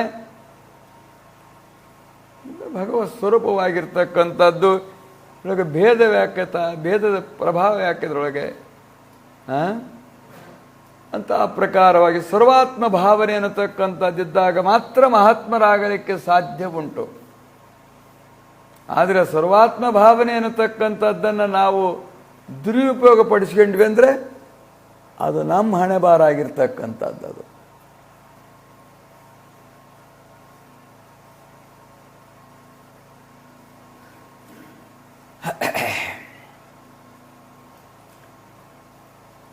ಆದ್ದರಿಂದ ಯಾರೇ ಆಗಲಿ ಸುಖವಾಗಲಿ ಅನ್ನುವಂಥದ್ದು ಇದು ವೇದದ ಆದೇಶವಾಗಿರ್ತಕ್ಕಂಥದ್ದಾಗಿರೋದು. ಸರ್ವೇ ಜನೋ ಸುಖಿನೋ ಭವಂತು, ಸರ್ವೇ ಸಂತು ನಿರಾಮಯಃ, ಸರ್ವೇ ಭದ್ರಾಣಿ ಪಶ್ಯಂತು, ಮಾ ಕಶ್ಚಿತ್ ದುಃಖ ಭಾಗ್ ಭವೇತ್. ಇದನ್ನು ಅವರು ಎಲ್ಲದರೊಳಗೆ ಸರ್ವ ಅಂತ ಹಚ್ಚಿದ್ದಾರೆ. ಅವರು ಈ ಇಂಥರಿಗೆ ಮಾತ್ರ ಒಳ್ಳೆಯದಾಗಲಿ, ಇಂಥರಿಗೆ ಮಾತ್ರ ಸುಖವಾಗಲಿ, ಇಂಥರಿಗೆ ಮಾತ್ರ ಮೋಕ್ಷವಾಗಲಿ ಅಂತಕ್ಕಂಥದ್ದಲ್ಲ. ಅದು ಶ್ರುತಿ ಏನು ಹೇಳ್ತದ್ದು, ಸರ್ವೇ ಜನೋ ಸುಖಿನೋ ಭವಂತು. ಇದನ್ನು ಬಾಯಾಗಿ ಹೇಳಕ್ಕೆ ಬರ್ತದೆ. ಇದನ್ನು ಮಂತ್ರ ಬ್ರಾಹ್ಮಣರೆಲ್ಲ ಸಮೇತವಾಗಿ ಹೇಳ್ತಾರೆ ಇದನ್ನು. ಆದರೆ ಅನುಸರಿಸಕ್ಕೆ ಬರ್ತದೆ ಏನು ಅಂದರೆ, ಅವರು ಹೃತ್ಪೂರ್ವಕವಾಗಿ ಆಶೀರ್ವಾದ ಮಾಡಕ್ಕೆ ಬರ್ತದೆ ಏನು ಅಂದರೆ, ಅವರು ಹೃತ್ಪೂರ್ವಕವಾಗಿ ಎಲ್ಲರಿಗೂ ಒಳ್ಳೇದಾಗಲಿ ಅಂತ ಯಾರು ಕಾಣಿಕೆ ಜಾಸ್ತಿ ಕೊಡ್ತಾರೆ ನೋಡಿ, ಅವ್ರಿಗೆ ಅಷ್ಟು ಚೆನ್ನಾಗಿ ಅದು ಇದು ಎಲ್ಲ ಇಟ್ಟು ಕೊಡ್ತಾರೆ. ಬ್ರಾಹ್ಮಣರು ಪೂಜೆ ಮಾಡಕ್ಕೆ ಬಂದಿರ್ತಾರಲ್ಲ, ಇವನ್ನೆಲ್ಲರ 10 ರೂಪಾಯಿ ಇಡೋ ನೋಟ್ನಾಗ ಒಂದು 100 ರೂಪಾಯಿ ಇಟ್ಬಿಟ್ಟ ಅಂದ್ರೆ ಅವ್ನು ಇಲ್ಲದ್ದೆಲ್ಲ ಸಾಮಾನು ಹುಡುಕಿ ಅವನು ಯಾರಾಗಿರಲಿ, ಬದ್ಲಿ ಮನೇನಾಗಿರಲಿ, ಅವನಿಗೆ ಶಿಸ್ತಾಗಿ ಕೊಟ್ಬಿಡ್ತಾರೆ. ಹಣ್ಣು ಗಿಣ್ಣು ಎಲ್ಲ. ಇವರೆಲ್ಲರೂ 8 1 ರೂಪಾಯಿ ಇಟ್ಟರು ಅಂದರೆ ಅಲ್ಲಿರ್ತಾವ ಮಂತ್ರಾಕ್ಷತೆ ಇರ್ತಾವಲ್ಲ, ತಗ ಅಂತೇಳಿ ಕೊಟ್ಬಿಡ್ತಾರೆ.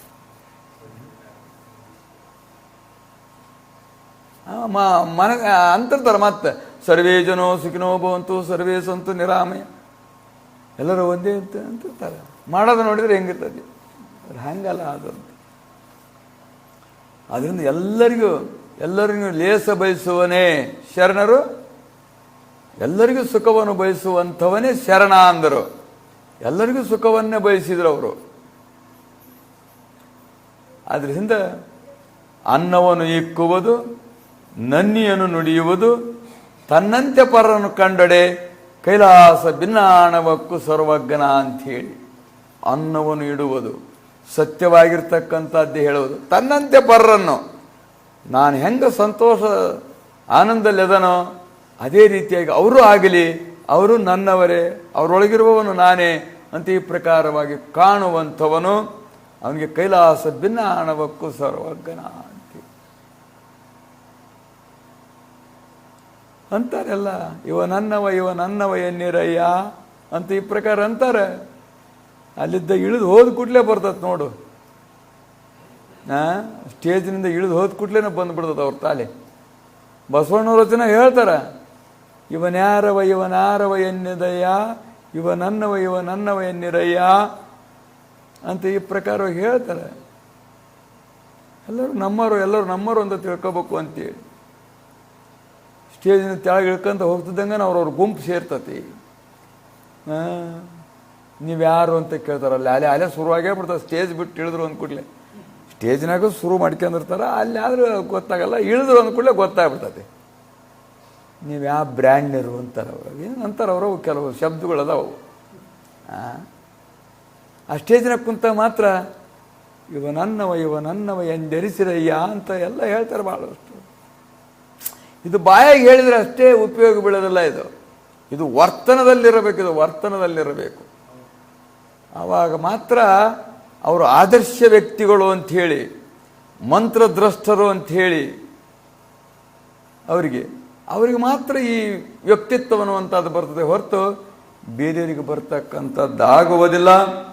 ಆದ್ದರಿಂದ ಈ ಪ್ರಕಾರವಾಗಿ ಧರಣಿ ಮೇಲೆ ಸಂಚರಿಸುತ್ತಿರುವವರು ಎಲ್ಲರ ಉದ್ಧಾರವಾಗಲಿ, ಜಡವೆಲ್ಲ ಉದ್ಧಾರವಾಗಲಿ, ಚೇತನವೆಲ್ಲ ಉದ್ಧಾರವಾಗಲಿ, ಎಲ್ಲ ಜೀವಗಳ ಕಲ್ಯಾಣವನ್ನು ಲೇಸನೆ ಬಯಸ್ತಕ್ಕಂಥವರಾಗಿ ಸಂಚಾರ ಮಾಡಿಸುತ್ತಿರುವರು.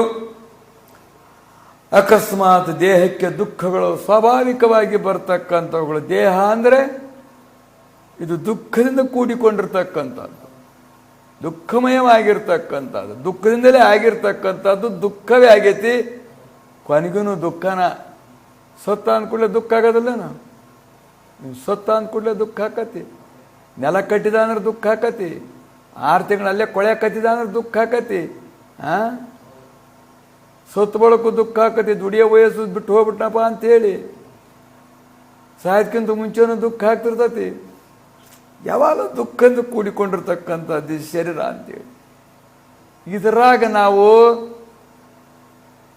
ಸುಖ ಕಾಣಬೇಕು,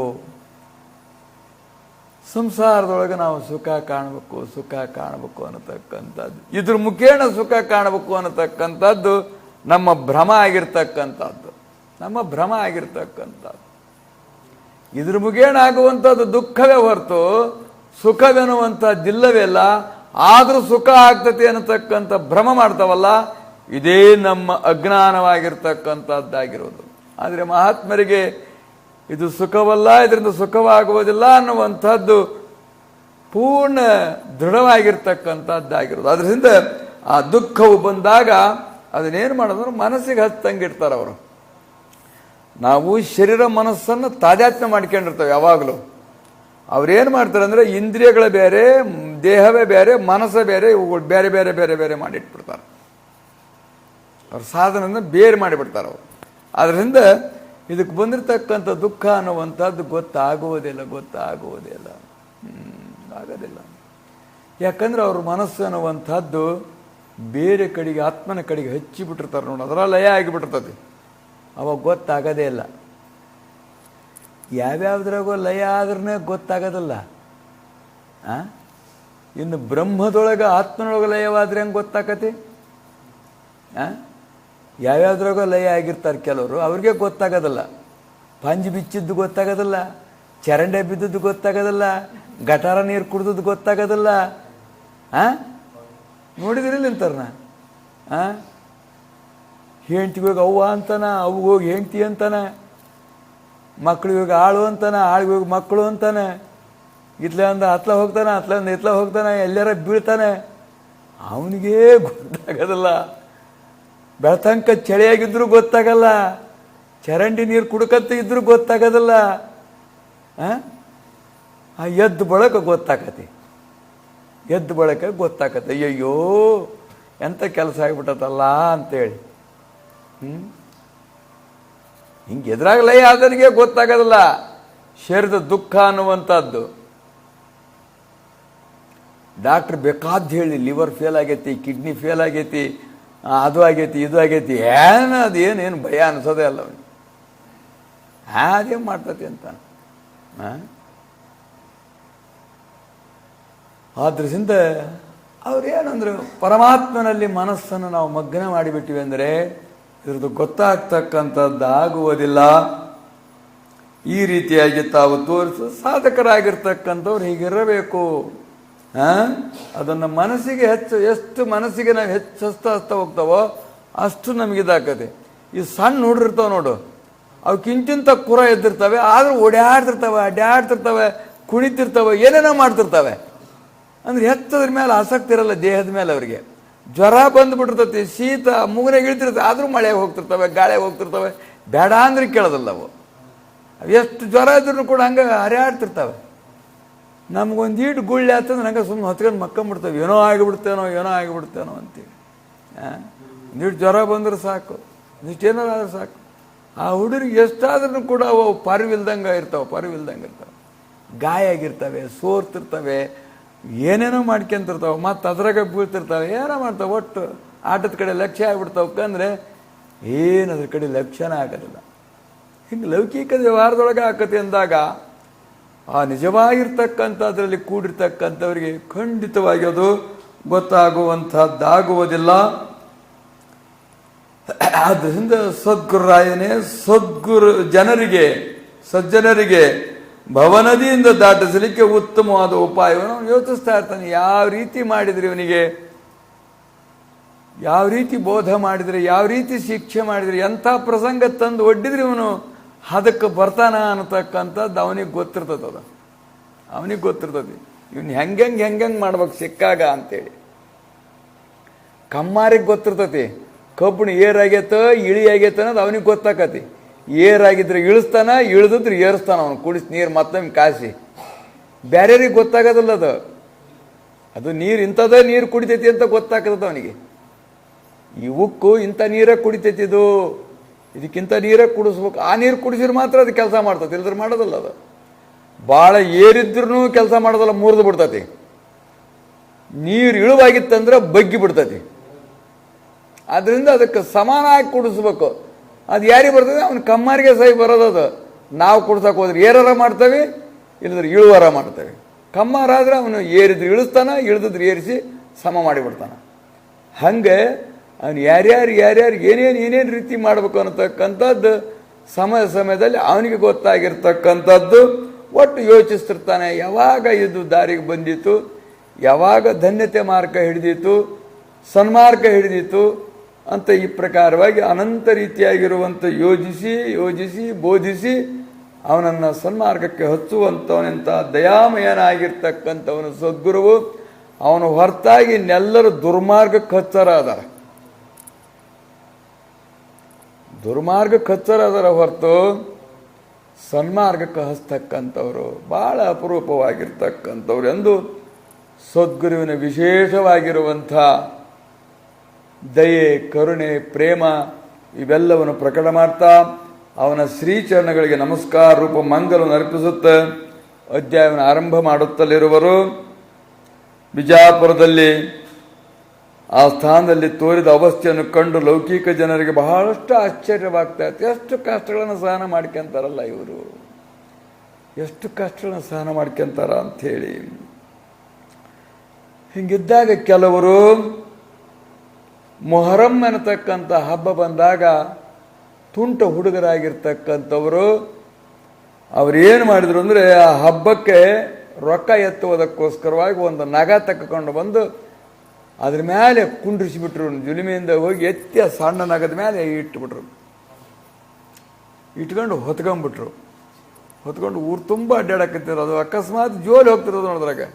ಜೋಲಿ ಹೊತ್ತಂದ್ರೆ ಅವ್ರು ಕೆಳಗೆ ಬೀಳ್ತಾರೆ. ಅವಾಗ ಹಿಡ್ಕೊಂಡು ಮಕ್ಕಳ್ದಾಗ ಆ ಬೀಳಲ್ದಂಗೆ ಹಂಗೆ ಹೋಯ್ತಾ ಕುಣಿದು ತೊಡೆಯೆಲ್ಲ ಕೆತ್ತಿ ಬಾತು ರಕ್ತ ಬಂದು ಸಾಯಂಕಾಲ ನದಿಗೆ ಯಾತಕ್ಕೂ ಬರ್ದಂಗೆ ಆಗಿಬಿಡ್ತಂತೆ ಅವ್ರಿಗೆ. ಅವ್ರಿಗೇನು ಉದ್ದೇಶ? ರೊಕ್ಕ ಇಸ್ಕೊಳ್ಳೋದು ಅಷ್ಟೇ ಉದ್ದೇಶ. ಇವ್ರಿಗೆ ಒಂದು ಮೋಸ ಆಗ್ಬಿಡ್ತ ಅವ್ರಿಗೆ. ಅವ್ರು ಅಷ್ಟು ಕಷ್ಟ ಮಾಡಿದ್ರೆ ಯಾಕೆ ಹೆಂಗೆ ಮಾಡ್ತೀರಿ, ಏನು ಮಾಡ್ತೀರಿ, ಏನಂದಿಲ್ಲ ಅವರು, ಏನಂದಿಲ್ಲ. ಶರೀರಕ್ಕೆ ದುಃಖ ಬಂದು ಹೋದಷ್ಟು ನಮ್ಮ ಕರ್ಮ ಎನ್ನುವಂಥದ್ದು ನಾಶವಾಗ್ತತಿ, ಪಾಪವೆನ್ನುವಂಥದ್ದು ನಾಶವಾಗ್ತತಿ ಅಂತ ಈ ಪ್ರಕಾರವಾಗಿ ತಿಳಿದುಕೊಳ್ಳಬೇಕೆನ್ನುವಂಥದ್ದನ್ನು ತಮ್ಮ ವರ್ತನದಿಂದ ಆ ರೀತಿಯಾಗಿ ತೋರಿಸಿದರು. ಹಿಂಗೆ ಮಾಡಿ ಸಾಯಂಕಾಲಕ್ಕೆ ಬಂದು ಆ ಮಸೀದಿ ಹತ್ರ ಇಳಿಸಿ ಹೋಗ್ಬಿಟ್ರಂತೆ. ಕಾಲು ನಡೆಯೋಕೆ ಬರಂಗಿಲ್ಲ. ಹಗಲೆಲ್ಲ ಬಿಸಿಲಿನ ತಾಪದೊಳಗೆ ಬೆಂದ್ಕೊಂಡ್ಬಿಟ್ಟಿದ್ರು. ನೀರಿಲ್ಲ, ಅನ್ನವಿಲ್ಲ, ಈ ಪ್ರಕಾರವಾಗಿ ಅಶಕ್ತ. ಆ ಕಾಲುಗಳು ನೋಡಿದ್ರೆ ನಡ್ಕೊತ ಹೋಗ್ಲಿಕ್ಕೆ ಬರೋಂಗಿಲ್ಲ. ಹಿಂಗಾದಾಗ ತೆವಳಿಕೆ ಮಸೀದಿ ಒಳಗೆ ಹೋಗಿ ಕೂತ್ಕೊಂಡು ಅಲ್ಲಿ ಬೆನಿಚೀಬು ಮಸೀದಿ ಅಂತ ಹೇಳಿದ್ರಲ್ಲ, ಹಾಳು ಬಿದ್ದ ಮಸೀದಿ, ಅಲ್ಲಿ ಹೋಗಿ ಕೂತ್ಕೊಂಡು ಚಿಂತನೆ ಮಾಡ್ತಾರಂತೆ. ಆದದ್ದೆಲ್ಲ ಒಳಿತೇ ಆಯಿತು ಅನ್ನುವಂಥದ್ದನ್ನು ಉಪದೇಶ ಮಾಡಿದರು ಅವರು. ಅನ್ನಕ್ಕೆ ಭಾಳ ಸುಲಭ. ಆದದ್ದೆಲ್ಲ ಒಳಿತೇ ಆಯಿತು, ಆದದ್ದೆಲ್ಲ ಭಗವಂತನ ಇಚ್ಛೆ, ಆಗೋದೆಲ್ಲ ಭಗವಂತನಿಚ್ಛೆ, ಮತ್ತು ಮುಂದಾಗೋದು ಭಗವಂತನಿಚ್ಛೆ. ಇಷ್ಟು ಅನ್ನಕ್ಕೆ ಸುಲಭ ಐತಿದು. ಆ ಪ್ರಸಂಗ ಬಂದಾಗ ಭಾಳ ಕಷ್ಟ ಆಗೋದು, ಭಾಳ ಕಷ್ಟ ಆಗೋದು. ಅಯ್ಯೋ, ನೀಡಕ್ಕೆ ಬಂದಾಗ ಮುಳುಗಾಕಿ ಕಡಿಮೆ ಆದರೆ ಎಷ್ಟ ಕಷ್ಟ ಆಗ್ಬಿಡ್ತತಿ.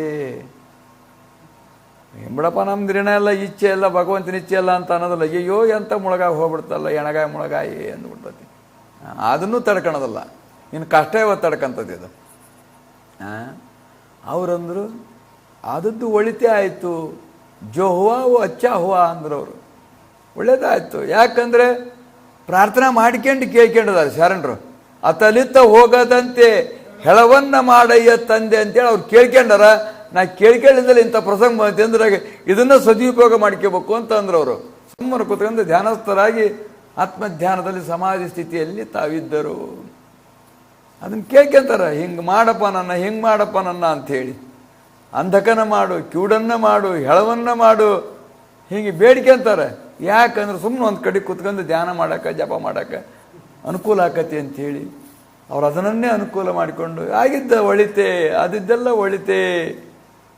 ಈ ಪ್ರಕಾರವಾಗಿ ರಾಮ್ ಕರೆಸೋ ಅಚ್ಛಾಕರ ಇದೆಲ್ಲ ಭಗವಂತನ ಇಚ್ಛೆ, ಚಲೋದಾಯ್ತು ಅಂತೇಳಿ ಅವರು ಅದನ್ನೇ ಸದುಪಯೋಗ ಪಡಿಸ್ಕೊಂಡು ಧ್ಯಾನಸ್ಥರಾಗಿ ತಾವು ಕೂತುಕೊಂಡ್ರು. ನಿರ್ವಿಕಲ್ಪ ಸ್ಥಿತಿಗೆ ಅವ್ರಿಗೆ ಬಹಳಷ್ಟು ಅನುಕೂಲವಾಯಿತು.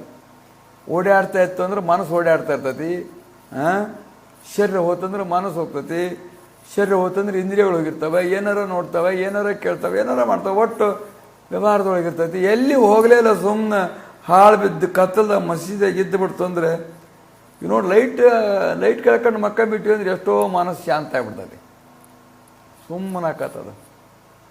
ಆಮೇಲೆ ನಿದ್ದೆನೂ ಬರ್ತೈತಿ. ಲೈಟ್ ಇತ್ತಂದ್ರೆ ಮನಸ್ಸು ಅದು ಭಾಳಷ್ಟು ಚಂಚಲ ಆಗ್ಬಿಡ್ತೈತಿ. ನಮ್ದು ಇದು ತೆಗೆಯೋದು ನಿಯಮ ಲೈಟ, ಹಿಂಗೆ ಯಾರು ಕಾಣಬಾರ್ದು ನಮ್ಮ ಕಣ್ಣಿಗೆ ಅಂಥೇಳಿ, ಅದ್ರ ಬೈಯಕ್ಕೆ ಪಾಡಾಗಲ್ಲ ಅಂಥೇಳಿ ಹಾಕಿದ್ದೀವಿ.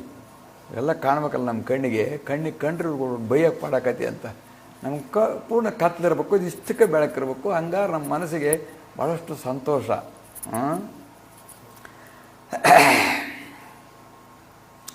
ಈ ಪ್ರಕಾರವಾಗಿ ಕೆಲವು ದಿನಗಳು ಹೋದವು. ಅಲ್ಲೇ ಇರ್ತಕ್ಕಂಥದ್ದನ್ನು ನೋಡಿ ತುಳಜಪ್ಪನಂತಕ್ಕಂಥ ಒಬ್ಬ ಮಹಾ ಗುರುಭಕ್ತ, ಸದ್ಭಕ್ತ, ದೈವಭಕ್ತನಾಗಿರ್ತಕ್ಕಂಥವನು ಆ ವಿಷಯವೆನ್ನುವಂಥದ್ದು ಗೊತ್ತಾಯ್ತು ಅವನಿಗೆ. ಹಿಂಗೆ ಒಬ್ಬ ಮಹತ್ತರಾಗಿರ್ತಕ್ಕಂಥವ್ರು ಬಂದು ಮಸೀದಿಯೊಳಗೆ ಅದರೆ, ಸಣ್ಣ ಹುಡುಗರು ಕೊಟ್ಟಾಗ ಆಡ್ಕೊಂತ ಇರ್ತಾರೆ, ಅವ್ರು ಕೊಟ್ಟದ್ದೇನೋ ತಿನ್ಕೊಂತ ಇರ್ತಾರೆ. ನಿಸ್ಪೃಹರಾಗಿರ್ತಕ್ಕಂಥವ್ರು, ನಿರಾಭಾರಿಗಳಾಗಿರ್ತಕ್ಕಂಥವರು ಎನ್ನುವಂಥ ವರ್ತಮಾನವನಿಗೆ ಗೊತ್ತಾಗುವಂಥದ್ದಾಯಿತು. ಬಂದು ನೋಡ್ತಾನೊಮ್ಮೆ, ಅವರ ಮುಖ ನೋಡಿದ ಕೂಡಲೇ ಅವನಿಗೆ ಬಹಳಷ್ಟು ಸಂತೋಷವಾಗ್ತಕ್ಕಂಥದ್ದ. ನಿರಭಿಮಾನ ಸ್ಥಿತಿ, ಅಜಾನುಬಾಹು, ಶಾಂತಿ ಕಳೆ, ಬ್ರಹ್ಮತೇಜ ಇವೆಲ್ಲವನ್ನು ನೋಡಿದಾಗ ಬಹಳಷ್ಟು ಸಂತೋಷವಾಯಿತು. ಹೀಗೆಲ್ಲ ನಿಸ್ಸಂಗವಾಗಿರ್ತಕ್ಕಂಥವರು ನಾವೆಲ್ಲರ ಹೋದರೆ ಅವರು ಖಂಡಿತವಾಗಿ ನಮಗೆ ಒಪ್ಪಿಗೆ ಕೊಡುವುದಿಲ್ಲ ಅಂಥೇಳಿ ಅವನು ಏನು ಮಾಡಿದ ಅಂದರೆ, ಆ ಹುಡುಗರೆಲ್ಲ ಅವ್ರು ಕೊಟ್ಟಾಗ ಆಟ ಆಡ್ತಿದ್ವಲ್ಲ, ಅವ್ರನ್ನ ಕರೆಸಿ ಕೇಳಿದಂತೆ, ಇವ್ರೇನು ಊಟ ಮಾಡ್ತಾರೆ ಏನು ಅಂಥೇಳಿ. ಏನು ಉಣ್ಣಲ್ಲ, ನಾವೇನಾರು ತಂದಾಗ ಕಟ್ಕೊಂಬಂದಾಗ ರೊಟ್ಟಿ ಯಾರ ಕೊಟ್ವಿ ಅಂದ್ರೆ ರೊಟ್ಟಿ ತಿಂತಾರೆ, ಇಲ್ಲ ಏನಿಲ್ಲ ಅಂದರೆ ಹಾಲು ಏನಾರು ಕರೆದ್ರೆ ಕೊಟ್ಟರೆ ಹೊಡಿತಾರೆ, ಇಲ್ಲದ್ರೆ ಮಣ್ಣು ಪಣ್ಣು ಇದ್ದರೆ ಅದನ್ನು ಕಲ್ಸ್ಕೊಂಡು ಕುಡಿತಾರೆ, ಇಷ್ಟ ಇರ್ತಾರೆ. ನಮ್ಮ ಕೂಟ ಚೆನ್ನಾಗಿ ಆಟ ಆಡ್ತಾ ಇರ್ತಾರೆ ಅಂಥೇಳಿ. ಹಂಗಾರೆ ನೀವು ಚೆಂಡಾಟ ಮಾಡ್ಕೊಂತ ಚೆಂಡು ಒಕ್ಕಂತ ನಮ್ಮ ಮನೆ ತನಕ ಕರ್ಕೊಂಬಂದಿರಿ ಅಂದರೆ ನಿಮಗೆ ಸಾಕಾಗೋವಷ್ಟು ಕಡ್ಲಿ, ಬೆಲ್ಲ, ಮಂಡಕ್ಕಿ ಅವನ್ನೆಲ್ಲ ಕೊಡ್ತಾನೆ ನಿನಗೆ ಅಂಥೇಳಿ ಆ ಹುಡುಗರಿಗೆ ಆಸೆ ಹಚ್ತಾನೆ. ಅದೇ ರೀತಿಯಾಗಿ ಚೆಂಡಿನ ಆಟ ಆಡ್ಕೊಂತ ಬರ್ತಾರೆ. ಇವನು ಒಗೆಯೋದು, ಅವ್ನು ಮತ್ತೆ ಮುಂದೊಗೆಯೋದು, ಮತ್ತು ಅದನ್ನ ಹಿಡಿಯೋಕೆ ಹೋಗೋದು, ಮತ್ತು ಮುಂದೊಗೆಯೋದು, ಮಾಡ್ಕೊಂತ ಅವ್ರ ಮನೆ ಮುಂದೆ ಬರುವಂಥವರಾದಂತ. ಅವ್ನು ದಾರಿ ಕಾಯ್ತಾ ಇದ್ದ. ತುಳಿದಪ್ಪ ಎಲ್ಲರೂ ಕುಡ್ಕೊಂಡು ಬಂದು ಕೂಡಲೇ ಹೋಗಿ ಅವರ ಕೈ ಹಿಡಿದ್ರಂತೆ. ಯಾಕೆ ಹಿಡಿದಿ ಅಂತ ಅನ್ನಲಿಲ್ಲ, ಕರ್ಕೊಂಬಂದ್ರಂತ, ಸುಮ್ಮನೆ ಬಂದ್ರಂತೆ. ನೀರಾಪಾರ ಬಡ್ಡಿ ಹೋಗ್ತಿದ್ವು ಅಂದ್ರೆ ಹಿಡಿದು ಹೇಳಿದ್ರೆ ಎಲ್ಲೆಲ್ಲಿ ಹೇಳ್ತಾರಲ್ಲ, ಹೆಂಗೆ ಬರ್ತಾವ ಹಂಗೆ ಅವ್ರೇನು ಹಿಡಿಯುವ ಮೋಹಕವಿಲ್ಲ, ಬಿಡುವ ಬಾಧಕವಿಲ್ಲ, ಪಡೆವ ಗತಿಯ ಆಸೆ ಮೊದಲಿಲ್ಲ, ಯೋಗಿಗವು ಜಡದೃಶ್ಯ ಮಿಥ್ಯೆಯಾಗಿ ಅಂತೇಳಿ ಯಾವ ಮೋಹ ಇಲ್ಲದಲ್ಲ ನಿರ್ಮೋಹಿಗಳಾಗಿರ್ತಕ್ಕಂಥವ್ರು ಕರ್ಕೊಂಡ್ಕೊಂಡು ಒಳಗೆ ಹೋದರು. ಕುಂಡ್ರಿಸಿದ್ರು ಅವ್ರನ್ನ, ಕ್ಷೌರದವ್ರು ಕರೆಸಿ ಕ್ಷೌರ ಮಾಡಿಸಿದ್ರು. ಹೊಸ ಬಟ್ಟೆ ತಂದರು, ಸ್ನಾನ ಮಾಡಿಸಿದ್ರು, ಎಣ್ಣೆ ಹಚ್ಚಿದ್ರು, ಹಿಂಗೆಲ್ಲ ಮಾಡಿದರು. ಅವ್ರು ಯಾಕೆ ಮಾಡ್ತೀರಿ ಅಂತ ಕೇಳಲಿಲ್ಲ. ಕರ್ಕೊಂಡೋಗಿ ಕುಂಡ್ರಿಸಿದ್ರು, ಪೂಜೆ ಮಾಡಿದರು, ಮೃಷ್ಟಾನ್ನ ಭೋಜನ ಇಟ್ಟರು, ಎಷ್ಟು ಬೇಕು ಅಷ್ಟು ತಗೊಂಡ್ರು. ತಮ್ಮಲ್ಲಿರ್ತಕ್ಕಂಥ ಸಂಶಯಗಳನ್ನ ಅವ್ರು ಮಾತಾಡ್ತಾ ಇದ್ದಿಲ್ಲ, ಯಾರು ಕೊಟ್ಟಾಗ ಮಾತಾಡ್ತಿದ್ದಿಲ್ಲ. ಏನಾರ ಶಾಸ್ತ್ರೀಯವಾಗಿರ್ತಕ್ಕಂಥ ವಿಷಯ ಬಂದರೆ ಮಾತ್ರ, ಜ್ಞಾನದ ವಿಷಯ, ಮೋಕ್ಷದ ವಿಷಯ, ಭಕ್ತಿಯ ವಿಷಯ ಏನಾರ ಬಂದರೆ ಮಾತ್ರ ಮಾರ್ಗದರ್ಶನ ಮಾಡೋಕ್ಕೆ ಮಾತ್ರ ಮಾತಾಡ್ತಿದ್ರು. ಆ ಪ್ರಶ್ನೆಗಳನ್ನು ಕೇಳಿದ್ಕೂಡಲೇ ಹೇಳಲಿಕ್ಕೆ ಶುರು ಮಾಡಿದರು. ಆವಾಗ ಅದೇ ರೀತಿಯಾಗಿ ಅವರನ್ನು ಬಹಳಷ್ಟು 15 ದಿವಸಗಳವರೆಗೂ ಆ ಮನೆಯೊಳಗೆ ಭಕ್ತರೆಲ್ಲ ಕೂಡಿಕೊಂಡು ಪ್ರೇಮದಿಂದ ಬಂಧಿಸಿ ಇಟ್ಟುಕೊಂಡ್ರು. ಆವಾಗ ಅವ್ರು ಹೇಳಿದರು, ನನಗಿದು ಸರಿ ಕಾಣುವುದಿಲ್ಲ ಅಂಥೇಳಿ. ಹಿಂಗೆ ನಾನು ಇರ್ತಕ್ಕಂಥದ್ದು ಸರಿ ಕಾಣುವುದಿಲ್ಲ. ಹಾರಾಡ್ತಕ್ಕಂಥ ಹಕ್ಕಿಯನ್ನು ಪಂಜರದೊಳಗೆ ತಂದು ಹಾಕಿ ಎಷ್ಟೇನು ಮಾಡಿದ್ರೂ ಕೂಡ ಅದಕ್ಕೆ ಸಂತೋಷವಾಗುವುದಿಲ್ಲ. ಹೇಗೋ ಅದರಂತೆ ನನಗೆ ಆ ಏಕಾಂತವೇ ಬೇಕು, ಅಂಥ ಪ್ರಸಂಗಗಳೇ ಬೇಕು ಅಂತ ಈ ಪ್ರಕಾರವಾಗಿ ತಮ್ಮ ಮನದ ಇಚ್ಛೆಯಾಗಿರ್ತಕ್ಕಂಥದ್ದು ವ್ಯಕ್ತ ಮಾಡಿದಾಗ ಅವರಿಗೆ ವಿರುದ್ಧವಾಗಿ ನಡಿಬಾರ್ದಪ್ಪ. ನಾವು ವಿರುದ್ಧವಾಗಿ ನಡೆದ್ವಿ ಅಂದರೆ ಗುರುದ್ರೋಹಿಗಳಾಗ್ತವೆ. ಅವ್ರಿಗೆ ಅನುಕೂಲವಾಗಿರ್ಬೇಕು, ಅವರೆಲ್ಲಿರ್ತಾರೋ ಅಲ್ಲೇ ಸೇವಾ ಮಾಡೋಣ ಅಂಥೇಳಿ ಮತ್ತು ಅಲ್ಲಿಗೆ ತಗೊಂಬಂದು ಬಿಟ್ರಂತೆ. ದಿನನಿತ್ಯ ಅಲ್ಲೇ ಬಂದು ಅವರಿಂದ ವೇದಾಂತ ವಿಚಾರವಾಗಿರ್ತಕ್ಕಂಥದ್ದು ಕೇಳ್ತಾ ಇರೋದು, ಅವ್ರ ಸಮಸ್ಯೆಗಳನ್ನೆಲ್ಲ ನಿವಾರಿಸಿಕೊಳ್ತಕ್ಕಂಥದ್ದು. ಈ ಪ್ರಕಾರವಾಗಿ ಅನ್ನಹಾರಗಳನ್ನು ಅಲ್ಲೇ ಒಯ್ದು ಕೊಡ್ತಾ ಹಿಂಗೆ ಕೆಲವು ದಿವಸಗಳಾದ ವೇಳೆಗೆ ಆವಾಗ ಅವ್ರು ಹೇಳಿದರು, ಇನ್ನು ಈ ದೇಹದ ಪ್ರಾರಬ್ಧವೆನ್ನುವಂಥದ್ದು ಮುಂದೆ ಕರ್ಕೊಂಡು ಹೋಗ್ತಾ ಇರುವುದು ಇದು ಭಕ್ತರ ಅಧೀನವಾಗಿರ್ತಕ್ಕಂಥದ್ದು, ಮುಮುಕ್ಷುಗಳ ಪುಣ್ಯದ ಅಧೀನವಾಗಿರ್ತಕ್ಕಂಥದ್ದು. ನಿಮ್ಮ ಪುಣ್ಯವೆನ್ನುವಂಥದ್ದು ಇಲ್ಲಿದ್ದಕ್ಕೆ ಇಲ್ಲಿಷ್ಟು ದಿವಸ ಇದ್ದು ಮಾರ್ಗದರ್ಶನ ಮಾಡ್ತು. ಇದೇ ರೀತಿಯಾಗಿ ಬರ್ತಕ್ಕಂಥವರೆಲ್ಲರನ್ನೂ ಸಾಧು ಸಂತ ಸತ್ಪುರುಷರು ಸಹವಾಸ ಮಾಡಿರಿ, ಅವ್ರ ಸೇವೆ ಮಾಡಿರಿ, ಅವ್ರ ಉಪದೇಶವಾಗಿರ್ತಕ್ಕಂಥದ್ದನ್ನು ಕೇಳ್ತಾ ಇರ್ರಿ. ಇದು ಮತ್ತೆ ಮುಂದೆ ಹೋಗ್ತಾ ಇರುವುದು ಅಂತಂದಾಗ ಅವರಿಗೆ ಬಹಳಷ್ಟು ದುಃಖವಾಯ್ತಂತೆ. ಈ ಪ್ರಕಾರವಾಗಿ ಉಪದೇಶ ಮಾಡೋದು ಹೆಂಗೆ ಮಾಡೋದು, ಯಾರು ಸಿಗ್ತಾರೆ ಅಂತೇಳಿ ಬಹಳಷ್ಟು ಎಲ್ಲರೂ ಸುತ್ತಮುತ್ತಲು ಕೂತು ಗೊಳೋ ಅಂತ ಅಳಲಿಕ್ಕೆ ಹತ್ತಿದ್ರಂತೆ. ಆವಾಗ ಅವ್ರಿಗೆ ಸಮಾಧಾನ ಮಾಡಿ, ಇನ್ನು ಕೆಲವೇ ದಿವಸದೊಳಗೆ ನಿಮಗೆ ಸಮೀಪವಾಗಿರ್ತಕ್ಕಂಥ ಶಹರದೊಳಗೆ ಸತ್ಯವಾಗಿ ನಿಜವಾಗಿ ನಿತ್ಯವಾಗಿ ಯಾವಾಗಲೂ ಅಲ್ಲೇ ವಾಸವಾಗಿರ್ತಾನೆ, ನೀವು ಭಯಪಡಬೇಡ್ರಿ. ಈಗ ನಿಮಗೇನು ಜ್ಞಾನದ ಅಂಕುರಗಳಾಗಿದ್ದಾವೋ ಅವುಗಳನ್ನು ನೀವು ಸದ್ವರ್ತನದಿಂದ ಬೆಳೆಸಿಕೊಳ್ತಾ ನೀವು ಹೋಗ್ತಾ ಇರ್ರಿ ಅಂಥೇಳಿ ಈ ಪ್ರಕಾರವಾಗಿ ಅವರಿಗೆ ಹೇಳುವಂಥವರಾದರು. ಹೀಗೆ ವಿಜಯಪುರದಲ್ಲಿ ಕೆಲವು ಕಾಲ ಕಳೆದ ಬಳಿಕ ಸಿದ್ಧಯತಿಗಳು ಪುನಃ ಸಂಚಾರಕ್ಕೆ ಹೊರಟರು. ಅಲ್ಲಿ ಅನ್ಯ ಸ್ಥಾನಗಳಿರ್ತಕ್ಕಂಥ ಮುಮುಕ್ಷುಗಳ ಒಂದು ಉಪಾಸನ ಏನಿರ್ತದಲ್ಲ ಅವರನ್ನು ಎಳಿತಾ ಇರ್ತತೆ ಅಂಥೇಳಿ, ಎಲ್ಲೆಲ್ಲಿ ಮುಮುಕ್ಷುಗಳಾಗಿರ್ತಕ್ಕಂಥವರು ಆ ಭಗವಂತನನ್ನು ಕುರಿತು ನಮಗೆ ಮಾರ್ಗದರ್ಶಕರಾಗಿರ್ತಕ್ಕಂಥ ಸದ್ಗುರುವಿನ ದರ್ಶನ ಮಾಡಿಸು, ಅವ್ರ ಉಪದೇಶ ಕೊಡಿಸು ಅಂಥೇಳಿ ಪ್ರಕಾರವಾಗಿ ಪ್ರಾರ್ಥನೆ ಇರ್ತದೋ ಆ ಪ್ರಾರ್ಥನೆ ಅನ್ನತಕ್ಕಂಥದ್ದು ಅವರನ್ನು ಮತ್ತೆ ಅಲ್ಲಿಗೆ ಕರ್ಕೊಂಡು ಬಂತು. ಆವಾಗ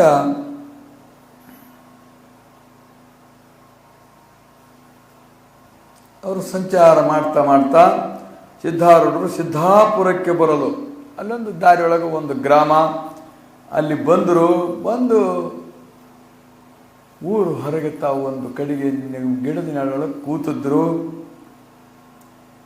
ಅಲ್ಲಿ ಬಹಳಷ್ಟು ಜನರು ದುಃಖಿತರಾಗಿ ಶೋಕಿತರಾಗಿ ಇರ್ತಕ್ಕಂಥ ಸ್ಥಿತಿ ಅನ್ನುವಂಥದ್ದು ಗೊತ್ತಾಗುವಂಥದ್ದಾಯ್ತು ಇವರಿಗೆ. ಊರೆಲ್ಲ ಜನರು ಕೂಡಿ ಒಬ್ಬ ಜಂಗಮನಾಗಿರ್ತಕ್ಕಂಥವನು ಗಜುಮ್ಮ ನಿಂತು ಬಿಟ್ಟಿದ್ದಂತೆ. 1000 ಜನ ಜಂಗಮರಿಗೆ ಉಣಿಸಿದ್ರೆ ಮಾತ್ರ ನಾನು ಗಜಮ್ ಇಳಿಸ್ತೇನೆ, ಇಲ್ಲದ್ರೆ ಇಳಿಸೋದಿಲ್ಲ. ಅವ್ರಿಗೆ ಊಟ ಮಾಡಿಸ್ಬೇಕು, ಮೃಷ್ಟಾನ್ನ ಭೋಜನ, ಅವ್ರಿಗೆ ಸರಿಯಾದ ದಕ್ಷಿಣೆ ಕೊಡಬೇಕು, ವಸ್ತ್ರ ಕೊಡಬೇಕು ಜಂಗಮರಿಗೆ. ಅಷ್ಟೂ ಮಂದಿ ಕರೆಸಿದರೆ ನಾನು ಹಾಕಿರ್ತಕ್ಕಂಥ ಗಜಮ್ ಇಳಿಸ್ತೇನೆ, ಇಲ್ಲದ್ರೆ ಇಳಿಸೋದಿಲ್ಲ ಅಂಥೇಳಿ. ಈಗಲೂ ಮುಳ್ಳಾಗಿ ಐನರು ಅಂತ ಬರ್ತಾರೆ, ಆವಿಗೆ ಮೇಲೆ ನಿಂತ್ಕೊಂಡ್ಬಿಡ್ತಾರೆ. ಇಷ್ಟು ಕೊಟ್ಟರೆ ಸರಿ ನಾನು ಮುಳ್ಳಾಗಿ ಮೇಲೆ ಬಿಟ್ಟು ಇಳಿಯೋದು ಅಂತಾರೆ. ಏನೇನೋ ರೀತಿಯಾಗಿರುವಂಥವುಗಳುಂಟು. ಆ ರೀತಿಯಾಗಿ ಅವನು ಮಾಡಿದ್ದ.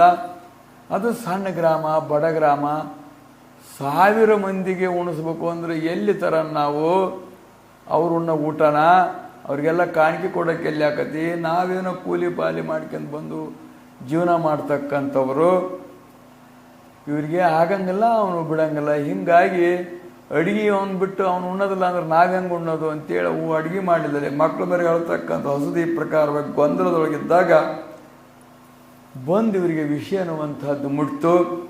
ಅವಾಗೇನು ಭಯಪಡಬೇಡಿ, ನಾನು ಅವನಿಗೆ ಉಣಿಸ್ತೇನೆ, ನೀವು ಹೋಗಿ ನಮಸ್ಕಾರ ಮಾಡಿರಿ, 1000 ಜಂಗಮರ ಅರ್ಚನೆ ಮಾಡಿಸ್ತೇವೆ ಅಂತೇಳಿ ನಮಸ್ಕಾರ ಹಾಕ್ರಿ. ಅವನು ಗಜು ಇಳಿಸ್ತಾನೆ, ಇಳಿಸಿರ್ಬೇಕು, ನನ್ನ ಹತ್ರ ಕರ್ಕೊಂಬರ್ರಿ ಅಂತ ಹೇಳಿದರು. ಹೋಗಿ ಎಲ್ಲರೂ ನಿಮ್ಮ ಇಚ್ಛೆ ಅಂತ ನಾವು ನಡಿತೇವೆ ಅಂದ್ಕೊಂಡು ಅವ್ರಿಗೆ ಸಾಕಾಗಿತ್ತು. ಗಜಮ್ ನಿಂತು ಹಂಗೆ ಅನ್ನೋದ ಬೇಕಾಗಿತ್ತು. ಗಪ್ಪನ ಇಳಿಸಿ ಅದು ನಿಂತರು ಆಯಿತು. ಮತ್ತು ನಡ್ರಿ ಮಾಡೋಣ ಅಂದ್ರೆ ಬರ್ರಿ ಅಲ್ಲೆಲ್ಲ ಮಾಡೋಣ, ಬರ್ರಿ ಅಷ್ಟು ವ್ಯವಸ್ಥೆ ಮಾಡಿದ್ದೇವೆ ಅಂತೇಳಿ ಅವ್ರ ಹತ್ರ ಕರ್ಕೊಂಬಂದರು. ಅವಾಗ ಎಂಥ ಜಂಗಮರಿಗೆ ಉಣಿಸ್ತೀಯಪ್ಪ ನೀನು, ಜಗದ್ಭರಿತ ಜಂಗಮನೋ ಅಂತದ್ದು ಶ್ರುತಿ. ಎಲ್ಲ ಕಡೆಗೂ ಪರಿಪೂರ್ಣವಾಗಿದ್ದಾನೆ ಜಂಗಮ ಅನ್ನತಕ್ಕಂಥವನು. ಜಂಗಮ ಅದು ಪರಿಪೂರ್ಣವಾಗಿರುವಂಥ ವಸ್ತು. ಆ ಜಂಗಮ ಉಣಿಸ್ತೀಯೋ ಅಥವಾ ಕೆಲವರದರ ಜಂಗಮನ ಅವ್ರಿಗೆ ಉಣಿಸ್ತೀಯೋ ಅಂತ ಕೇಳಿದ್ರು. ಜಗದ್ಭರಿತನಾಗಿರ್ತಕ್ಕಂಥ ಜಂಗಮನು ನಿತ್ಯ ತೃಪ್ತನ, ಅವನಿಗೇನು ಉಣಿಸೋದು ಅವಶ್ಯ ಇಲ್ಲ. ಇನ್ನು ಕೆಲವರು ಅದರ ಅಂದರೆ ಷಡೂರ್ಮಿ ಸಹಿತರೋ ಷಡೂರ್ಮಿ ರಹಿತರೋ ಅಂತ ಕೇಳಿದರು. ಅವರು ಹುಟ್ಟೋದು, ಸಾಯೋದು, ಬೆಳೆಯೋದು ಇಂಥವೆಲ್ಲ ಷಡೂರ್ಮಿಗಳು. ಅಸ್ಥಿತೆ, ಜಾಯತೆ, ವರ್ಧತೆ, ಪರಿಣಮತೆ, ಅಪಕ್ಷಯತೆ, ವಿನಶ್ಯತೆ ಅನ್ನುವಂಥ ಇವು ಷಡೂರ್ಮಿಗಳಾಗಿರ್ತಕ್ಕಂಥವುಗಳಿವು. ಇದರಿಂದ ಕೂಡಿಕೊಂಡದಾರವರು, ಇದರಿಂದ ಹೊರ್ತದಾರೋ ಅಂಥೇಳಿ. ಹಿಂಗಾಗಿದ್ದಾರೆ ಅಂದ್ರೆ ಅವ್ರಿಗೂ ನಿಮಗೂ ಏನು, ಎಲ್ಲರಿಗೂ ಏನು ವ್ಯತ್ಯಾಸ ಅಲ್ಲ. ಅವರು ಹುಟ್ಟಿದಾರೆ, ನೀವು ಹುಟ್ಟಿದ್ದೀರಿ. ಅಂದು ಬಳಕೆ ಯಾರಿಗೆ ಉಣಿಸ್ತೀಯ ನೀನು ಅಂತ ಕೇಳಿದ್ರು ಅವನಿಗೆ ಗೊತ್ತಾಗಲಿಲ್ಲ ಯಾರಿಗೆ ಉಣಿಸ್ಬೇಕು ಅನ್ನೋದು. ಅವನಂಗೆ ಸುಮ್ಮನೆ ಒಂದು ಕ್ಯಾವಿ ಬಟ್ಟೆ ಹಾಕ್ಯಂಡು, ಒಂದು ಇಟ್ಟಿ ಹಚ್ಕೊಂಡು, ಹತ್ಲ ಹಚ್ಕೊಂಡು, ಒಂದು ದ್ರಾಕ್ಷಿ ಹಾಕ್ಯಂಡು, ಒಂದು ಜೋಳಿಗೆ ಹಾಕ್ಯಂಡು, ಬೆತ್ತ ಹಾಕ್ಯಂಡು ಹಂಗೆ ಮನೆ ತಿರ್ಕ್ಯಂತ ಇದ್ದಾನ ಅವನು. ಅವನಿಗೇನಿದು ಗೊತ್ತಾಗಬೇಕು. ಅವನು ನಿರುತ್ತರನಾಗಿಬಿಟ್ಟ. ಆವಾಗ ಅವನು ವಾರಿಗೆ ಕರೆದು, ಇಂಥ ಬೂಟಾಟಿಕೆ ಮಾಡಬೇಡ, ನೀನು ಮಾಡ್ತಕ್ಕಂಥದ್ದು ಬೂಟಾಟಿಕೆ ಅಂತ ಕಂಡ್ರೆ ಜನರು ಹೊಡೆದು ಬಿಡ್ತಾರೆ, ಇಂಥವೆಲ್ಲ ಮಾಡಬಾರ್ದು ಅಂತ ಹೇಳಿದಾಗ ಅವನಿಗೆ ಉತ್ತರ ಕೊಡಲಿಕ್ಕಾಗಲಿಲ್ಲ. ಅವರ ಶಬ್ದಗಳ ಪ್ರಯೋಗಕ್ಕೆ, ಆ ಶಾಸ್ತ್ರೀಯ ಪ್ರಯೋಗಕ್ಕೆ, ಆ ಶಾಸ್ತ್ರ ಪ್ರಮಾಣಕ್ಕೆ. ಆವಾಗ ಸುಮ್ಮನಾಗಿಬಿಟ್ಟ ಅವನು. ಆವಾಗ ಅವನಿಗೆ ಹಾಲು ಸಕ್ರಿಯಾಗಿರ್ತಕ್ಕಂಥದ್ದು ತರಿಸಿ, ಇವನು ಜಗದ್ಭರಿತ ಜಂಗಮನಾಗಿರ್ತಕ್ಕಂಥವನು, ಇವನೆಲ್ಲರೊಳಗೆ ಇವನೊಬ್ಬನಿಗೆ ಹಾಲು ಕುಡಿಸಿಬಿಟ್ರೆ ಎಲ್ಲರಿಗೂ ಕುಡಿಸ್ದಂಗೆ ಆಕತಿ. ಶ್ರೀಕೃಷ್ಣ ಒಬ್ಬನುಂಡುದ್ರದಿಂದ ದುರ್ವಾಸ ಮುನಿಗಳು 3000 ಜನರು ಉಂಡುಬಿಟ್ರು. ಹಂಗೆ ಇವನೊಬ್ಬನಿಗೆ ಕುಡಿಸಿಬಿಟ್ರೆ 1000 ಯಾಕೆ 10,000 ಜನ ತತ್ವವೆತ್ತನೆಗೆ ಒಂದು ತುತ್ತು ಇಟ್ಟರೆ 10,000 ಮಂದಿಗೆ ಇಟ್ಟಷ್ಟು ಫಲ ಅಂತೇಳಿ ಶ್ರುತಿಗಳು ಹೇಳ್ತವೆ. ಇವನೊಬ್ಬನಿಗೆ ಕೊಟ್ಬಿಟ್ರು 1000 ಅಲ್ಲ 10,000 ಜನ ಕುಣಿಸ್ತಂಗೆ ಆಯ್ತು. ಕೊಡ್ರಿ ಹಾಲು ಸಕ್ಕರೆ ಅಂದರು. ಆ ಕುಡಿದು ಬಳಕೆ ಊರರೆಲ್ಲ ಒಲಿ ಹಚ್ಕೊಂಡ್ರು, ಅಡುಗೆ ಮಾಡ್ಕೊಂಡ್ರು, ಉಂಡ್ರು, ಬಂದ್ರಪ್ಪ ಮಹಾತ್ಮರು ಕಾಪಾಡಿದರು ಅಂಥೇಳಿ ಈ ಪ್ರಕಾರವಾಗಿ ಎತ್ತಿದ್ರು. ಮುಂದೆ ಹೋಗುತ್ತಿರುವಾಗ ಯಾದವಾಡಕ್ಕೆ ಬಂದು ಒಂದು ಮನೆ ಮುಂದೆ ಭಿಕ್ಷಕ್ಕೆ ನಿಂತರು. ಒಳಗಿದ್ದ ಒಬ್ಬ ಸ್ತ್ರೀ, ಯಾರೋ ತಿರುಕ ಬಿಕಾರಿ ಬಂದಿದ್ದಾನೆ, ಒಂದು ತುತ್ತು ಕೊಡಬೇಕು ಅನ್ನತಕ್ಕಂಥ ಅದು ಸಂಪ್ರದಾಯ. ಹಿಂದಿಂದ ಯಾರು ಬಂದಿರ್ತಾರೆ ಅತಿಥಿಗಳಿಗೆ ಏನಾದರೂ ಒಂದಿಷ್ಟು ದಾನ ಮಾಡಬೇಕು, ಏನಾದರೂ ಒಂದು ನೀರಾರ ಕೊಡಬೇಕು ಅನ್ನತಕ್ಕಂಥದ್ದು ನೇಮ. ಅತಿಥಿ ದೇವೋಭವ ಅಂಥೇಳಿ ಹಿಂದೆ ಇದನ್ನು ಬಹಳಷ್ಟು ಎಲ್ಲ ಕಡೆಗೂ ಮಾಡ್ತಾಯಿದ್ರು. ಹಾಗೂ ಹೀಗೂ ಹಳ್ಳಿಗಳಲ್ಲಿ ಮಾತ್ರ ಹಿಂಗೂ ಅಂಥವ್ರು ಭಿಕ್ಷಾ ಬೇಡ್ಕೊಂಡವ್ರು ಬರ್ತಾರೆ. ನಾವದವಲ್ಲ ಭಿಕ್ಷಾ ಬೇಡ್ಕೊಂಡವ್ರು ನಮ್ಮಂಥವ್ರು ಇದ್ದೇ ಇರ್ತಾರೆ ಹಳ್ಳಿಗಳಾಗೆ. ಆದರೆ ಸಿಟಿ ಒಳಗೆ ಯಾರು ಬರೋಂಗೆಲ್ಲ ಬಂದು ಹಿಡ್ಕೊಂಡು ಕೂಡಿ ಹಾಕ್ಬಿಡ್ತಾರೆ. ಅವ್ರಿಗೆ ನೇಮ್ ಮಾಡಿಬಿಡ್ತಾರೆ. ಇವ್ರಿಗೆ ಅನುದಾನ ಮಾಡೋಕ್ಕೆ ಬರೋಂಗೆ ಎಲ್ಲ, ಉಳಿದು ತಂಗಳ ಕೊಟ್ಟು ಹಾಕ್ಬೇಕು. ಅವರಿಗೆ ಪುಣ್ಯ ಪಡ್ಬೇಕು ಅಂದ್ರೆ ಅದಕ್ಕೂ ಅವಕಾಶ ಇಲ್ಲ ಈ ಸಿಟಿಯಾಗಿರೋರಿಗೆ. ಅದು ಹೆಂಗೂ ಉಳ್ದೇ ಇರ್ತೈತಿ. ಹೆಂಗೆ ಮಾಡ್ತಾನೆ ಅಂದ್ರೆ ಒಂದಿಷ್ಟು ಅನ್ನರ ಒಂದಿರ್ತದೆ, ರೊಟ್ಟೆ ಮುಂಜಾನಂತೂ ಇವ್ರು ತಿನ್ನೋದಲ್ಲ. ಮತ್ತು ಮುಂಜಾನೆ ಯಾವ್ಯಾವ ಇಂಥವಾರ ಇಂಥದ್ದು ಇವರವೆಲ್ಲ ನೇಮ್ ಚಾರ್ಟೇ ಇರ್ತಾವೆ. ಇವತ್ತು ಭಾನುವಾರ ಬಂತು ಇಂಥ ತಿಂಡಿ ಮಾಡಬೇಕು, ಶನಿವಾರ ಇಂಥ ತಿಂಡಿ ಮಾಡ್ಬೇಕು ಅಂತ ಹಳೇದೇ ಆಗ್ತಿರ್ತಾರೆ ರಾತ್ರಿದವರು. ಅದನ್ನು ಮುಸಿರಿಗೆ ಹಾಕ್ತಾರೆ, ಇಲ್ಲದ್ರೆ ಎಲ್ಲೆಲ್ಲಾರ ಹಾಕ್ತಾರೆ. ಅವು ಹಿಂದೆ ಇಂಥ ತಿರ್ಕೊಂಡು ಪಾಪಿ ಪರದೇಶಗಳು ಬರ್ತಿದ್ವು, ಅವು ಕೊಡ್ತಿದ್ರು. ಈಗ ಅವ್ರು ಬರೋಂಗೆ ಇಲ್ಲ ಸಿಟಿ ಒಳಗೆ. ಬಂದುಬಿಟ್ರೆ ಹಿಡ್ಕೊಂಡು ತುಂಬಿ ಇದಕ್ಕೆ ಹಾಕಿಬಿಡ್ತಾರೆ ಅವ್ರ ಜನ. ನಾಯಿ ನರಿನೂ ಅಂಥವಿಂಥವು ಇರೋಂಗಿಲ್ಲ, ಅವಕ್ಕೆ ವಿಷ ಹಾಕಿ ಬಂದುಬಿಡ್ತಾರೆ. ನಾಯಿಗಾರ ಹಾಕಿ ಕಾಯಿಗಾರ ಹಾಕಿ ಪುಣ್ಯ ಪಡ್ಕೋಣ ಅಂದ್ರೆ ಈ ಸಿಟಿಯರಿಗಂತೂ ಹೆಂಗೂ ಪುಣ್ಯ ಪಡ್ಕೊಳಕ್ಕೆ ಹಂಗೆ ಇಲ್ಲ. ಇನ್ನೂ ಹಳ್ಳಿಯರಿಗೆ ಹಂಗೂ ಹಿಂಗೂ ಒಟ್ಟು ಅಲ್ಲೇ ಯಾವ್ರ ಬೇಡ್ಕೆನೋ ಬಂದಿತ್ತು, ಯಾವ ದಾರಿ ದಪ್ಪಿರ ಬಂದಿತ್ತು, ಹೆಂಗಾರ ಒಟ್ಟು ಅನ್ನದಾನ ಮಾಡ್ತಾರೆ. ಇವ್ರಿಗಂತೂ ಏನಿಲ್ಲ ಅಲ್ಲ. ಆವಾಗ ಹಾಕಿ ಬಂದರು. ಯಾರೋ ಬಂದಿದ್ದಾನೆ ತಿರ್ಕಣನು ಫಕೀರ ಅಂಥೇಳಿ ಒಂದು ಅರ್ಧ ರೊಟ್ಟಿ ತಗೊಂಡು ಒಂದಿಟ್ಟು ಪಲ್ಯ ಹಚ್ಕೊಂಡು ಬಂದು ಒಂದು ರೊಟ್ಟಿನ ತಗೊಂಡು ಅದನ್ನು ಕೈಯಾಗಿ ಇಸ್ಕೊಂಡ್ರು. ಅವ್ರು ಮೋಜು ಮಾಡೋಕ್ಕೆ ಇದೇನು ಪಲ್ಯ ಇಷ್ಟೇ ಐತಲ್ಲ, ರೊಟ್ಟಿ ತುಂಬ ಇಲ್ಲ ಅಂತ ಅಂದರು. ಆವಾಗ ಅದನ್ನ ಇಸ್ಕೊಂಡು ಹಾಕಿ ಅದನ್ನು ಪಲ್ಯನ ರೊಟ್ಟಿ ತುಂಬ ಸವರಿ ಕೊಟ್ಬಿಡ್ಲು, ತುಂಬ ನೋಡ್ಸ ಅಂತ ಹೇಳಿ. ಆಕೆನೂ ಚತುರಿತ್ಲು. ಅವ ಮತ್ತೆ ಇವರು ಆಕಿ ಮೇಲೆ ಇದು ಮಾಡಿದರು. ಹೌದು, ರೊಟ್ಟಿ ತುಂಬೇನೋ ಪಲ್ಯ ಆಯ್ತು, ಮುರಿಯಾಕೆ ರೊಟ್ಟಿ ಇಲ್ಲಲ್ಲ ಅಂತ ಅಂದರು. ಇವ್ ಕೊಟ್ಟಾಗ ನೀವು ಕೊಟ್ಟಾಗ ಅಂತ ಯಾಕೆ ಒಳಗೆ ಹೋದ್ರು. ಇವ್ರು ಮುಂದಕ್ಕೆ ಹೋದರು. ಈ ಪ್ರಕಾರವಾಗಿ ವಿನೋದವಾಗಿ ಮಾಡ್ತಾ ಒಮ್ಮೆಮ್ಮೆ ವಿನೋದ ಮಾಡ್ತಿರೋದು, ಒಮ್ಮೆಮ್ಮೆ ಮೌನವಾಗಿರ್ತದೆ, ಒಮ್ಮೆಮ್ಮೆ ಗಂಭೀರವಾಗಿರ್ತಕ್ಕಂಥದ್ದು ಅನಂತ ರೀತಿಯಾಗಿರ್ತದೆ. ಆ ರೀತಿಯಾಗಿ ತಾವು ಮಾಡ್ತಾ ಬರ್ತಾ ಇದ್ರು ರೊಟ್ಟಿ ಹಿಡ್ಕೊಂಡು. ಅಲ್ಲೊಂದು ಮನೆಯೊಳಗೆ ಪುರಾಣ ನಡೆದಿತ್ತು, ಚನ್ನಬಸವೇಶ್ವರರ ಪುರಾಣ. ಏನೋ ಶಬ್ದ ಬರ್ತೈತಿ, ಪೇನ್ ಪೆಟ್ಟಿಗೆದು, ತಬಲಾದ್ದು, ಏನೋ ಸಂಗೀತ ಅದೆಲ್ಲ ಅಂತೇಳಿ ಹಾಗೆ ಕೇಳಿದ್ರು. ಚನ್ನಬಸವ ಪುರಾಣದ್ದು ಅದನ್ನು ಹೇಳ್ತಾ ಇದ್ದವನ್ನೆಲ್ಲ ವೈಭವ ಮಾಡ್ಕೊಂತ ಇವ್ರು ಬಲತ್ಕರವಾಗಿ ಒಳಗೆ ನುಗ್ಗಿಬಿಟ್ರು. ರೊಟ್ಟಿ ಹಿಡ್ಕೊಂಡು ಹುಚ್ಚರಂಗ ಆಕಾರ ಕಾಣ್ತತ್ತು ಬಂದರು. ಅವಾಗೆಲ್ಲರೂ ಹೊರಗೋಗು ಅಂದರು. ಅವನು ನೋಡಿದ, ಅವ್ನು ಬಲಿ ಅದನ್ನು ಅವ್ನು ಹೊರಗೆ ಹಾಕೋನು, ಕೊಳ್ಳ ಲಿಂಗಿಲ್ಲ, ಅದು ಇಲ್ಲ, ಏನಿಲ್ಲ ಅಂತ ಹೊರಗೆ ಹಾಕುವಂಥ ಪುರಾಣ ಹೇಳೋನು ಅಂದ. ಇವರು ಭಾಳಷ್ಟು ಪ್ರಯತ್ನ ಮಾಡಿದರು. ಏನು ಮಾಡಿದ್ರು ಅವ್ರು ಜಗ್ಗಬೇಕಲ್ಲ. ಜಗತ್ತೇ ಒಂದು ಕಡೆಗೆ ಆಗಿ ಅಳಿಗಾಡಿಸಿದ್ರು. ಅಳಿಗಾಡರಲ್ಲ, ಜಗತ್ತನ್ನು ಅಳಿಗಾಡ್ಸೋರು ಅವರು. ಅವ್ರಿಗೆ ಇವರೆಲ್ಲರೂ ಅಳಿಗಾಡ್ಸೋಕ್ಕಾದ್ರೆ ಸುಮ್ಮನೆ ನಿಂತುಬಿಟ್ರು ತೀರ್ಥ. ಏನು ಮಾಡಿದ್ರು ಅಳಿಗಾಡಲೇ ಇಲ್ಲ ಅವರು. ಹೋಗ್ಬಿಡೋ ಪುರಾಣರ ಮುಗಿಯದಲ್ಲಿ ಒಂದು ಹಗ್ಗ ಸುಮ್ಮನೆ ನಿಂತು ಬಿಡು ಅಂತಂದ್ರು. ಆ ಪುರಾಣ ಶುರು ಮಾಡಿದ್ರು. ಸುಮ್ಮನೆ ಕೂತ್ಕೊಂಡ್ರು ಅವರು. ಪುರಾಣ ನಡೆದತ್ತು. ಅದರಾಗ ಭಗವಂತನ 25 ಲೀಲೆಗಳಲ್ಲಿ ಒಂದು ಲೀಲೆಯಾಗಿರ್ತಕ್ಕಂಥದ್ರ ಸಂಬಂಧದಿಂದ ಪುರಾಣಿಕನು ಹೇಳ್ತಾ ಇದ್ದ. ವಿದ್ಯುಲ್ಲತಾ ಅನ್ನುವಂಥ ಶಬ್ದ ಪ್ರಯೋಗ ಮಾಡಿದ. ಇದು ಎದಕ್ಕೆ ಉಪಮಾನ ಕೊಟ್ಟಿ ಅಂತ ಪ್ರತಿಯಾಗಿ ಕೇಳಿಬಿಟ್ರು ಅವರು ಸಿದ್ಧಾರೂಢರು. ವಿದ್ಯುಲ್ಲತೆ ಅಂದರೆ ಏನು, ಇದನ್ನು ಎದಕ್ಕೆ ಉಪಮಾನ ಕೊಡ್ತೀಯ ನೀನು, ಗಜಕ್ಕೋ ವೃಕ್ಷಕ್ಕೋ ಅಂಥೇಳಿ. ಅವನು ಎಂಥದೋ ಗಜ, ಎಂಥದೋ ವೃಕ್ಷ, ಅದರ ಮುಂದೆ ಕುಂತು ತಪಸ್ಸು ಮಾಡ್ತಾ ಇದ್ದ ಪರಮಾತ್ಮ ಅಂತೇಳಿ. ಇದು ಯಾತಕ್ಕೆ ಉಪಮಾನ ಕೊಡ್ತೀಪ್ಪ ವಿದ್ಯುಲ್ಲತೆ ಅನ್ನುವಂಥ ಶಬ್ದನ ಪುರಾಣಿಕ, ಶಾಸ್ತ್ರಿ, ಪಂಡಿತ ಅಂತ ಕೇಳಿದ್ರು. ಅವನಿಗೆ ಗಾಬಾದಂಗೆ ಆಯ್ತು. ವಿದ್ಯುಲ್ಲತೆ ಅಂದ್ರೆ ಏನು, ಅದಕ್ಕೆ ಎದಕ್ಕೆ ಉಪಮಾನ ಕೊಡಬೇಕು, ಎದಕ್ಕೆ ಹೊಂದಿಸಿಕೊಡ್ಬೇಕು ಅನ್ನೋದು ಗೊತ್ತಾಗಲಿಲ್ಲ. ಆವಾಗ ಇದು ನನಗೆ ಗೊತ್ತಾಗವಲ್ದು, ತಾವೇ ಹೇಳಬೇಕು, ನಾನು ತಿಳಿದಂಗೆ ಹುಚ್ಚನಲ್ಲ ಅಂಥೇಳಿ ಹೇಳಿದಾಗ ಅದರ ಸವಿಸ್ತಾರವಾಗಿರ್ತಕ್ಕಂಥ ವಿಚಾರವನ್ನು, ವಿದ್ಯುಲ್ಲತೆ ಅಂದರೆ ಮಿಂಚು ಹೊಡೆದು ಬಿಟ್ರೆ ಈ ಮೂಲಿಂದ ಹೋಗಿ ಆ ಮೂಲಿಗೆ ಹೆಂಗೆ ಹೋಗಿ ಬಂದು ಬಿಡ್ತದೋ ಹಾಗೆ ವಿದ್ಯುಲ್ಲತೆ ಅನ್ನುವಂಥದ್ದು, ಇದು ಚೈತನ್ಯವೆನ್ನುವಂಥದ್ದು ಇರಿಬಿಯಿಂದ ಹಿಡಿದುಕೊಂಡು 84 ಲಕ್ಷ ಜೀವರಾಶಿಗಳಲ್ಲಿ ಅದೆಲ್ಲದರಲ್ಲಿಯೂ ತಾನು ಒಳಗೆ ಹೊರಗೆ ಇರ್ತಕ್ಕಂಥದ್ದು, ಶರೀರದ ತುಂಬ ಓಡಾಡಿ ಬರ್ತಕ್ಕಂಥದ್ದು ಆ ಚೇತನವೇ ವಿದ್ಯುಲ್ಲತೆ ಅನ್ನುವಂಥದ್ದು. ಪಿಪೀಲಿಕ ಅಂತ ಗಜಾಂತ ಪರ್ಯಂತರ ಒಂದು ಇರಿಬಿಯಿಂದ ಹಿಡಿದುಕೊಂಡು ಬ್ರಹ್ಮನ ಪರ್ಯಂತ ಇರುವಂಥ ಜ್ಞಾನವೇನಿರುವುದೋ ಅದೇ ವಿದ್ಯುಲ್ಲತೆ ಅನ್ನುವಂಥ ಶಬ್ದದ ಅರ್ಥ ಅಂತ ಈ ಪ್ರಕಾರವಾಗಿ ಹೇಳಿದ ಕೂಡಲೇ ಅವರಿಗೆ ಬಹಳಷ್ಟು ಸಂತೋಷವಾಯಿತು. ಹಂಗೆ ಹೇಳ್ತಾ ಹೋಗಿ ಆ ಪುರಾಣದ ಮೇಲೆ ರೊಟ್ಟಿ ಇಟ್ಟರನ್ನ ಇನ್ನೂ ಅವ್ರು ತಿನ್ಯಾರು ಹಿಡ್ಕೊಂಡು 2-3 ಮನೆ ಬರೋದ್ರಾಗ ಇದು ಸಿಕ್ತು. ಅವಾಗಿದು ಮಹಾಪ್ರಸಾದ, ಮಹಾಪುರುಷರ ಪ್ರಸಾದ. ಚನ್ನಬಸವಣ್ಣನವರ ಪುರಾಣ ಹೇಳಿದ್ರಿಂದ ಅವರೇ ಈ ರೂಪದಿಂದ ಬಂದಿರೋರು ಅಂತೇಳಿ ಅವರ ಪ್ರಸಾದವೆಂದು ತಾನು ಅದನ್ನು ತಲೆ ಮೇಲೆ ಹೊತ್ಕೊಂಡು ಕಣ್ಣಿಗೆ ಹೊತ್ಕೊಂಡು ತಾನು ಅದನ್ನು ಸ್ವೀಕಾರ ಮಾಡಿ ಆಮೇಲೆ ಹೇಳಿದ ಅವನು, ನಾನೊಂದು ಹಿಂಗೆ ಇಚ್ಛೆ ಮಾಡಿದ್ದೇನೆ ಕಾಶಿಗೆ ಹೋಗ್ಬೇಕು ಅಂಥೇಳಿ, ತಾವು ಆಶೀರ್ವದಿಸಬೇಕು ಅಂಥೇಳಿ. ಹಿಂದೆ ಹೋದವರು ಬರ್ತಕ್ಕಂಥದ್ದು ಭಾಳ ಅಪರೂಪ ಆಗ್ತಿತ್ತು. ಕಾಶಿಗೆ ಹೋಗಿ ಬರೋದು ಅಂದರೆ ನಡ್ಕಂತ ಹೋಗ್ಬೇಕಾಗಿತ್ತು. ನಡ್ಕಂತ ಹೋಗಿ ಮತ್ತೆ ನಡ್ಕಂತ ಬರೋ ಪ್ರಸಂಗದೊಳಗೆ ನಡೆಯುವ ದಾರ್ಯಾಗ ಎಲ್ಲೆಲ್ಲೋ ಸತ್ತು ಅಥವಾ ಕಾಶಿಯಾಗ ಸತ್ತು ಹಿಂಗೇನೇನೋ ಆಗ್ತಿದ್ವು. ಆದರೆ ಅವಾಗ ಅದಕ್ಕೆ ಯಾಕೆ ಕಾಶಿಗೆ ಹೋದ್ರೆ ಹಿಂದಕ್ಕೆ ತಿರುಗಿ ಬರಲ್ಲ ಅಂತಾರಪ್ಪ ಎಲ್ಲರೂ. ಯಾಕೆ ಹೋಗ್ತೇನೆ ನೀನು, ಇಲ್ಲೇ ಈಶ್ವರನ ಧ್ಯಾನ ಮಾಡು ಅಂತಂದ್ರು. ಇಲ್ಲ ಹೋಗ್ಬೇಕು ಅಂತ ಇದು ಮಾಡಿದ್ದೇನೆ, ಆದ್ದರಿಂದ ತಾವು ಅಪ್ಪಣೆ ಮಾಡಬೇಕು ಅಂದಾಗ ಆಯಿತು ಹೋಗು, ನಿನಗೆ ಅಲ್ಲಿಯೇ ಭಗವಂತ ಒಳ್ಳೆಯದು ಮಾಡಲಿ ಅಂಥೇಳಿ ಹರಿಸಿ ಆಶೀರ್ವದಿಸಿದರು. ಆಮೇಲೆ ತಾವು ಗ್ರಾಮವನ್ನು ಬಿಟ್ಟು ಮತ್ತೊಂದು ಊರಿಗೆ ಹೋಗ್ತಕ್ಕಂಥ ಸಮಯದಲ್ಲಿ 3 ಗಳಿಗೆ ರಾತ್ರಿ ಆಗಿತ್ತು. 2 ಗಂಟೆ ಸುಮಾರಾದು.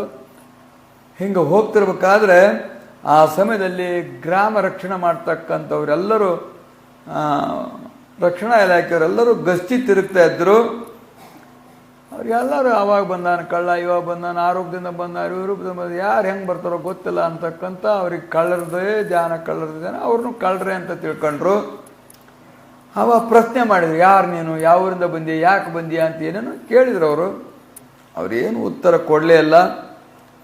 ಆವಾಗ ಅವರನ್ನು ಭಾವಿಸಿ ಅವನ ಮೇಲೆ ಅಧಿಕಾರಿ ಇದ್ನಲ್ಲ ಚೆನ್ನ 4 ಬಾರಿಸ್ರಿ ಹಂಗಾರ ಅವನು ಹೇಳ್ತಾನ ಅಂತ ಹೇಳಿದರು.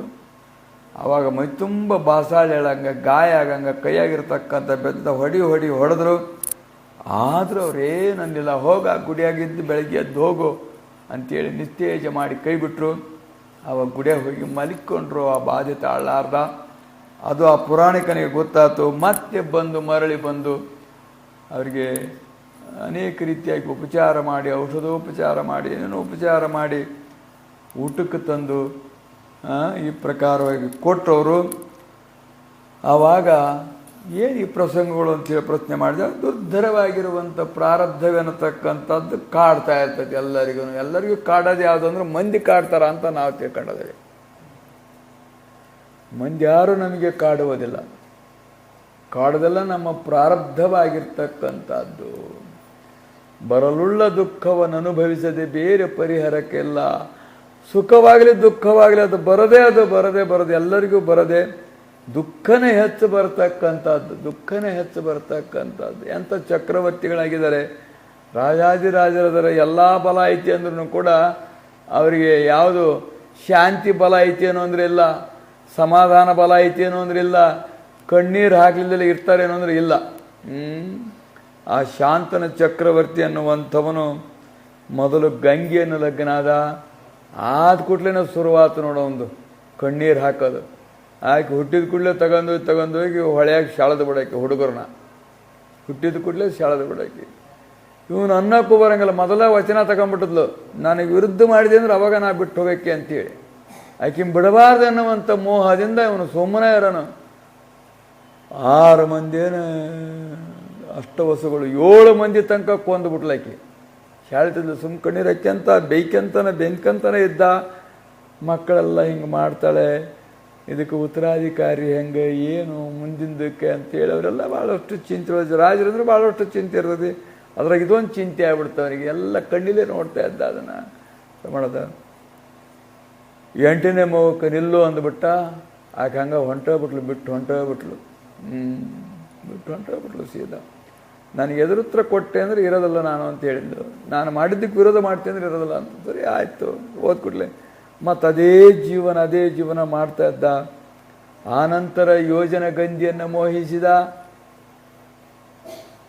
ಕೊನೆಯ ಮಗನ್ನ ನಾನು ಸರಿ ಮಾಡಿ ಕೊಡ್ತೇನೆ ನಿನಗೆ, ಅವನಿಗೆಲ್ಲ ವಿದ್ಯಾಭ್ಯಾಸ ಮಾಡಿಸಿ ಪ್ರಾಪ್ತ ವಯಸ್ಕನಾದಾಗ ನಾನು ಸ್ವಾಧೀನ ಮಾಡ್ತೇನೆ ಅಂತ ಹೇಳಿದ್ದು ಗಂಗಾ. ಅದೇ ರೀತಿಯಾಗಿ ಭೀಷ್ಮನನ್ನು ತಂದು ಕೊಟ್ಲು. ಆಮೇಲೆ ಅವನು ವಯಸ್ಸಿಗೆ ಬಂದ. ಯುವರಾಜ ಅಂತೇಳಿ ಘೋಷಣೆ ಮಾಡಿದ. ಯುವರಾಜ ಪಟ್ಟ ಕಟ್ಟಿದ. ಹೋದಾಗ ಬ್ಯಾಟಿಗೋ ಎತ್ಕೋ ಹೋದಾಗ ಈ ರೀತಿಯಾಗಿರುವಂಥ ಪ್ರಸಂಗ ಅವನಿಗೆ ಬಂತು. ಅದು ಮನಸ್ಸಿನಾಗ ಇಟ್ಕೊಂಡು ಮತ್ತೆ ಭಾಳಷ್ಟು ದಿವಸ ಕೊರಗಲಿಕ್ಕೆ ಕಳಕತ್ತಿದ. ಅದು ಹೆಂಗೆ ತಿಳಿದು ಭೀಷ್ಮ ಪ್ರತಿಜ್ಞೆ ಮಾಡಿ ಆಕೆಯನ್ನು ಮದುವೆ ಮಾಡಿದ. ಮದುವೆ ಮಾಡಿದ ತಕ್ಷಣದಲ್ಲಿಯೇ ಆ ಚಿಂತೆಯೊಳಗಿಂಥದ್ದು ದ್ರೋಹ ಮಾಡಿಬಿಟ್ಟೆ ನಾನು, ಭೀಷ್ಮನಿಗೆ ದ್ರೋಹ ಮಾಡಿಬಿಟ್ಟೆ, ಈ ವಯಸ್ಸಿನಾಗಿಂಥದ್ದು ಮಾಡಿಬಿಟ್ಟೆ ನಾನು ಅನ್ನುವಂಥ ಚಿಂತೆ ಕಾಡಿ 1 ವರ್ಷ 2 ವರ್ಷ ಸತ್ತ ಹೋಗ್ಬಿಟ್ಟ. ಆಮೇಲೆ ಆಕಿ ಯಾರು ಸತ್ಯವತಿ ಅನ್ನತಕ್ಕಂಥವಳು ಕೊನೆ ತನಕ ಕೊರಗ್ತಾ ಅಳ್ತಾ ಬಂದು. ಅಂದರೆ ಏನು ತಾತ್ಪರ್ಯ ಅಂದರೆ ಎಂಥ ಚಕ್ರವರ್ತಿಗಳು ಮಹಾರಾಜರು ಏನೇನು ಬಲವುಳ್ಳಂಥವ್ರು ಏನದಾರ ಅಂದ್ರೂ ಕೂಡ ಯಾವ್ಯಾವುದೋ ಅಗ್ನಿಯಿಂದ, ಕಾಮಾಗ್ನಿಂದಲೋ, ಕ್ರೋಧಾಗ್ನಿಂದಲೋ, ಮತ್ಸರಾಗ್ನಿಂದಲೋ, ಅಧಿಕಾರಾಗ್ನಿಂದಲೋ ಯಾವಾಗಲೂ ಬೇಯ್ತಾ ಕಣ್ಣೀರು ಹಾಕ್ಯಂತಾನ ಆ ಥರ ಹೊರ್ತು ಯಾರು ಸುಖವಾಗಿ ಅನ್ನತಕ್ಕಂಥದ್ದಿಲ್ಲವೇ ಅಲ್ಲ. ಈ ಜಗತ್ತಿನಲ್ಲಿ ಯಾರಿಗೂ ಸುಖವಾಗಿರಲಿಕ್ಕೆ ಬಿಡೋದಿಲ್ಲ. ಅದು ಕರ್ಮ ಅಂತಕ್ಕಂಥದ್ದು. ನಾವು ಮಾಡಿ ಬಂದೇವಂಥದ್ದು ಅಂದ್ಬಿಡಕ್ಕೆ ಅದನ್ನು ಅನುಭವಿಸಲೇಬೇಕು. ಮಾಡಿದ್ದುಣ್ಣು ಮಾರಾಯ ಅಂತೇಳಿ ಏನು ಹಿಂದೆ ಮಾಡಿ ಬಂದವೋ ಅದನ್ನಿಂದ ಉಣ್ಲೇಬೇಕು. ಉಣ್ಣಲಿಕ್ಕೆ ತಪ್ಪಿಸ್ಕೊಂಡ್ವಿ ಅಂದರೆ ಅದು ಖಂಡಿತವಾಗಿಯೂ ಬಿಡ್ತಕ್ಕಂಥದ್ದಲ್ಲ. ಹಣೆಯ ಬರಹವ ಮೀರಿ ನಡೆವರೆ ತ್ರಿನೇನಿಗುಮಳ ಮಿಕ್ಕಿನ ಬಣವುಗಳ ಪಾಡೇನು, ಪೂರ್ವದ ಕರ್ಮ ಫಲಗಳನ್ನು ಜುಣಿಗಿತಾನುಣಲೊಲ್ಲೆನೆಂದರೆ ಅಣಕವೇ ತಮ್ಮಪ್ಪನೊಂಬನೆ ಎಣಿಸಿ ನೋಡಲು ಈಶ್ವರಾಜ್ಞೆಯ ಮೀರಲಳವಲ್ಲ ಅಂಥೇಳಿ. ಮಾಡಿ ಬಂದು ನಾವು ತಪ್ಪಿಸ್ಕೊಂತವೆ ಅಂದರೆ ನಿಮ್ಮ ಅಪ್ಪ ಉಣ್ತಾನೇನೋ ನೀನು ಉಣ್ಣು ಅಂತಾರೆ. ಯಮ, ಕಾಲ, ಕರ್ಮ, ಮಾಯ ಅನ್ನುವಂಥದ್ದು ಯಾರ್ಯಾರು ಏನೇನು ಕರ್ಮ ಮಾಡಿರ್ತಾರೋ ಅದನ್ನು ಅನುಭವಿಸಿ ತೀರ್ಸ್ಕೊಳ್ಬೇಕೇ ಹೊರತು ಇಲ್ಲದ್ರೆ ತೀರ್ಸ್ಕೊಳ್ಳಲಿಲ್ಲದಿದ್ದರೆ ಸಾಧ್ಯವಾಗ್ತಕ್ಕಂಥದ್ದಲ್ಲ. ಎಂಥ ಕರ್ಮ ಮಾಡಿರ್ತವೋ ಅದರ ಸಾವಿರ ಪಟ್ಟು ದುಃಖವನ್ನು ಅನುಭವಿಸೇ ತೀರಿಸಿಕೊಳ್ಳಬೇಕು. ನಾವೇ ಮಾಡಿದ್ದೇವೆ ಮತ್ತು ನಾವೇ ಇರ್ತಕ್ಕಂಥದ್ದಾಗಿರೋದ್ರ ಬಂಧನದೊಳಗೆ. ರೇಷ್ಮೆ ಹುಳದಂತೆ, ರೇಷ್ಮೆ ಹುಳ ಹೆಂಗೆ ತನ್ನೂಲಿಂದನ ತಾನೇ ಕಟ್ಕೊಂತ ಒಳಗೆ ಸಿಗಾಕ್ಕೊಂಬಿಡ್ತದೆ. ಬಡ ಯಾವಾಗ ಪೂರ್ಣ ಗೂಡಾತು ಅಂದ್ಕೊಳ್ಳಿ ಹೋಗಿ ಬಿಸಿನೀರಿನಾಗ ಗೆದ್ದು ಬಿಡ್ತಾರೆ. ಯಾಕೆ ಸಾಯ್ತದು ಅಂದರೆ ತನ್ನ ನೂಲು ತಾನು ಕಟ್ಕೊಂಡು ಧರಿಸಿದ್ರೆ ಸಾಯ್ತದು ಅಂಥೇಳಿ. ರೇಷ್ಮೆ ಹುಳ ಹೆಂಗೆ ತಾನೇ ಮಾಡ್ಕೊಂಡು ಸಾಯ್ತೋ ದುಃಖಿತವಾಯ್ತೋ ಹಂಗೆ ನಮ್ಮಷ್ಟು ನಾವೇ ದುಃಖಿಗಳಾಗಿದ್ದಾವೆ. ಅವ್ರು ದುಃಖ ಕೊಟ್ಟರು, ಇವ್ರು ದುಃಖ ಕೊಟ್ಟರು, ಅವರಿಂದ ಆಯ್ತು ಇವರಿಂದ ಆಯ್ತು, ಇವೆಲ್ಲ ನಿಮಿತ್ತವಾಗಿರ್ತಕ್ಕಂಥದ್ದು. ಕರ್ಮ ಆ ರೂಪದಿಂದ ಪ್ರೇರಣೆ ಮಾಡ್ತದೆ. ಅವನು ಯಾರವನು ಕೃಷ್ಣನ ಮಾವ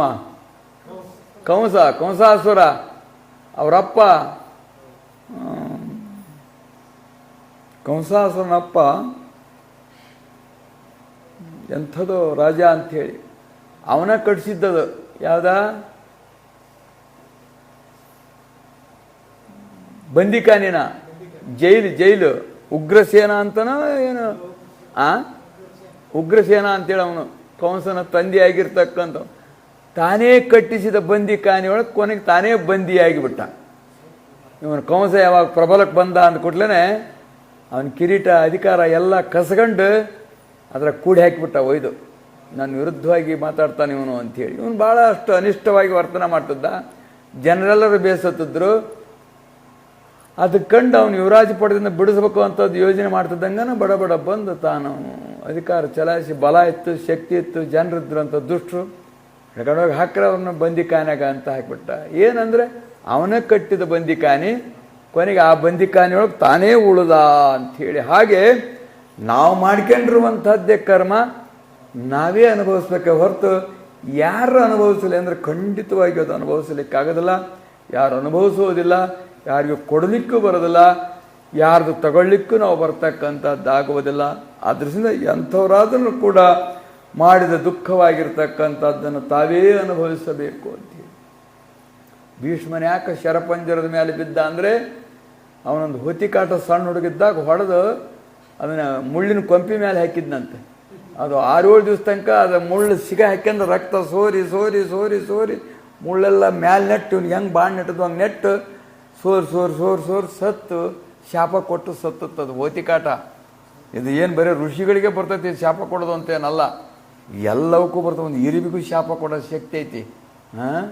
ಆದ್ದರಿಂದ ಆ ಶಾಪ ಅದು ಯಾರನ್ನೂ ಬಿಟ್ಟದ್ದಲ್ಲ. ಅದು ನೋಡಿ ಕೊನೆ ಕಾಲದೊಳಗೆ 6 ತಿಂಗಳವರೆಗೂ ಆ ಬಾಣನೆಲ್ಲ ಸಿಗಿಸ್ಕೊಂಡು ತಾನು ರಕ್ತ ಸೋರ್ಕೊಂತ ವ್ಯಥೆ ಪಟ್ಕೊಂತ ಒಂದು ಮುಳ್ಳು ನೆಟ್ಟರು ಎಷ್ಟು ವ್ಯಥೆ ಪಡ್ತಾವೆ ನಾವು. ಮೈತುಂಬ ಬಾಣಗಳನ್ನು ಚಾಯ್ತಂದು ಅತ್ಲ ತಳದದ್ದು ಅದ್ರ ಮ್ಯಾಲೆ ಮಕ್ಕಂದು 6 ತಿಂಗಳೊಳಗೂ ಅವನು ಅನುಭವಿಸಿ ಸತ್ತ ಅಂತೇಳಿ. ಅಂದ್ರೆ ಅವನು ಮಾಡಿದ ಕರ್ಮ ಬಾಲ್ಯದಲ್ಲಿ ಹೊತ್ತಿಕಾಟ ಹೊಡೆದದ್ದು ಹಾಕಿದ್ದ, ಅದನ್ನು ಕೊನೆಗೆ ತಾನು ಅನುಭವಿಸ್ದ ಅಂತ. ಯಾರು ಎಂತೆಂಥದ್ದು ಮಾಡ್ತಾರೋ ಅದರ ಸಾವಿರ ಪಟ್ಟು ಅದು ದುಃಖ ಕೊಡ್ತಕ್ಕಂಥದ್ದು. ನಾವು ಸ್ವಲ್ಪವೇ ಪುಣ್ಯ ಮಾಡಿದ್ರೆ 1000 ಪಟ್ಟು ಸುಖ ಕೊಡ್ತೈತಿ, ಸ್ವಲ್ಪವೇ ಪಾಪ ಮಾಡಿದ್ರೆ 1000 ಪಟ್ಟು ದುಃಖ ಕೊಡ್ತೈತಿ. ಅದರಿಂದ ಯಾರು ಮಾಡಿರ್ತಾರೋ ಅವರೇ ಅನುಭವಿಸ್ಬೇಕು ಹೊರತು ಮತ್ತೊಬ್ಬರು ಅನುಭವಿಸುವಂಥದ್ದಲ್ಲ. ಅನುಭವಿಸುವುದಕ್ಕೋಸ್ಕರವಾಗಿ ಶರೀರ ಬಂದಿರತಕ್ಕಂಥದ್ದು, ಪ್ರಾರಬ್ಧವೆನ್ನತಕ್ಕಂಥದ್ದು ಯಾರನ್ನೂ ಬಿಡ್ತಕ್ಕಂಥದ್ದಲ್ಲ. ಭಾಪು ವಿಧಿ ನಿನಗೆ ಬಲ್ಲಿದರು ಬೇರಾರುಂಟು ರೂಪುಗೆಡಿಸಿದೆ ಮಹಾಮಹಿಮರೆಲ್ಲರನು ಅಂತೇಳಿ. ಅಂಥವನು ಇಚ್ಛಾಮರಣಿ ಆಗಿರ್ತಕ್ಕಂಥವನು ಭೀಷ್ಮ ಅಂದರೆ. ಅಂಥವ್ರನ್ನೆಲ್ಲ ನೀನು ರೂಪುಗೆಡಿಸಿಬಿಟ್ಟು ಈ ಪ್ರಕಾರವಾಗಿ ವಿಧಿಗಿಂತಲೂ ಹೆಚ್ಚಿನವರು ಯಾರಿಲ್ಲ, ಕರ್ಮಕ್ಕಿಂತ ಹೆಚ್ಚಿನವರು ಯಾರಿಲ್ಲ, ಕಾಲನಕ್ಕಿಂತ ಹೆಚ್ಚಿನವರು ಯಾರಿಲ್ಲ. ಎಲ್ಲರೂ ಅಧೀನವಾಗಿರಬೇಕೇ ಹೊರತು ಅದಕ್ಕೆ ವಿರುದ್ಧವಾಗಿರಬಾರದು ಎನ್ನತಕ್ಕಂಥದ್ದನ್ನು ತೋರಿಸುವುದಕ್ಕೋಸ್ಕರವಾಗಿ ಬಂದಿರತಕ್ಕಂಥವುಗಳನ್ನು ಸಹಜ ತಾವು ಅನುಭವಿಸ್ತಂಗೆ ಅದು ತೀರ್ಥ ಹೋಗ್ತದೆ. ಸಾಲ ತಗೊಂಬಂದದ್ದು ಕೊಡ್ತಾ ಹೋದಂಗೆ ತೀರ್ತದ. ನಾವು ಇಟ್ಕೊಂತ ಹೋದಂಗೆ ಸಾಲ ಜಾಸ್ತಿ ಹಾಕ್ಯಂತ ಹೋಗೋದು. ಅದಕ್ಕೆ ಬಡ್ಡಿ, ಅದಕ್ಕೆ ಚಕ್ರ ಬಡ್ಡಿ, ಅದಕ್ಕೆ ಮರಿ ಬಡ್ಡಿ, ಏನೇನೋ ಬಡ್ಡಿಗಳು ಅದಾವಂತ. ಬಡ್ಡಿ ವ್ಯವಹಾರ ಮಾಡೋರಿಗೆ ಗೊತ್ತವೆ ಎಲ್ಲ ವ್ಯವಹಾರಗಳು. ಅಂದರೆ ಒಟ್ಟು ಹಿಂಗೆ ಅದು ಬೆಳಿತೈತಿ ಅಂತ. ಅದು ಈ ವರ್ಷ 1 ಲಕ್ಷಕ್ಕೆ 30,000 ಆಯ್ತು ಅಂದರೆ ಮುಂದಿನ ವರ್ಷ 60,000 ಆಕತಿ. ಮತ್ತು 3 ವರ್ಷ ಖಾಲಿ ಆತಲ್ಲ, ಇಡೀ ಗಂಟೆಲ್ಲ ನುಂಗಿ ಬಿಡ್ತದೆ, ಮತ್ತು ತಾನು ಮೇಲೆ ಆಗಿಬಿಡ್ತದ.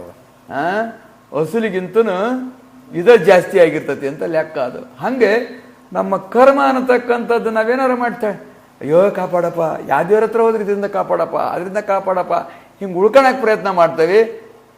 ಏನು ಮಾಡಿದ್ರು ಉಳ್ಕೊಳ್ಳೋದಲ್ಲ, ಆದರೂ ಸಮಾಧಾನ ಮಾಡ್ಕೋಬೇಕು. ಆ ಉಳ್ಕೊಂಡಿವಿ ಅಂದರೆ ಅದು ಮತ್ತೆ 10 ಪಟ್ಟಾಕತ್ತೆ, ಮತ್ತೆ 10 ಪಟ್ಟಾಕತ್ತದ. ಆದ್ದರಿಂದ ಬಂದಿರತಕ್ಕಂಥ ಸುಖವೋ ದುಃಖವೋ ಅನುಭವಿಸಿ ತೀರಿಸಿಕೊಳ್ಬೇಕು ಅನ್ನತಕ್ಕಂಥ ಉಪದೇಶವನ್ನು ತಮ್ಮ ವರ್ತನೆಯಿಂದ ಬೋಧಿಸುತ್ತಾ ಪ್ರಯಾಣ ಮಾಡಿ ಸರ್ವರಿಗೂ ಸುಖವಾಗಲಿ ಅನ್ನುವಂಥದ್ದನ್ನು ಬಯಸುತ್ತಾ ಸನ್ಮಾರ್ಗಗಳಾಗಿರಿ, ಧರ್ಮ ಮಾರ್ಗಗಳಾಗಿರಿ, ಸತ್ಯ ಮಾರ್ಗದಿಂದ ನೀವು ಇರ್ರಿ. ಖಂಡಿತವಾಗಿ ಮುಂದಾದರೂ ನಿಮಗೆ ಸುಖವಾಗ್ತಕ್ಕಂಥದ್ದಾಗುವುದು.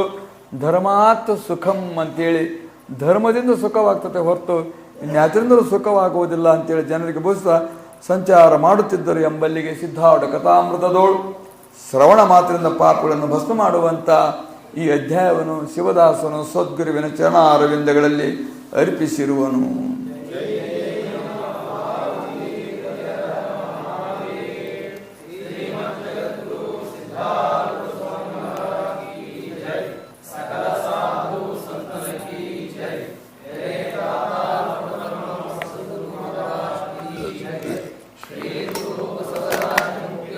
ಸಾವಕಾಶ ಹಿಡಿಬೇಕು, ಸಾವಕಾಶ.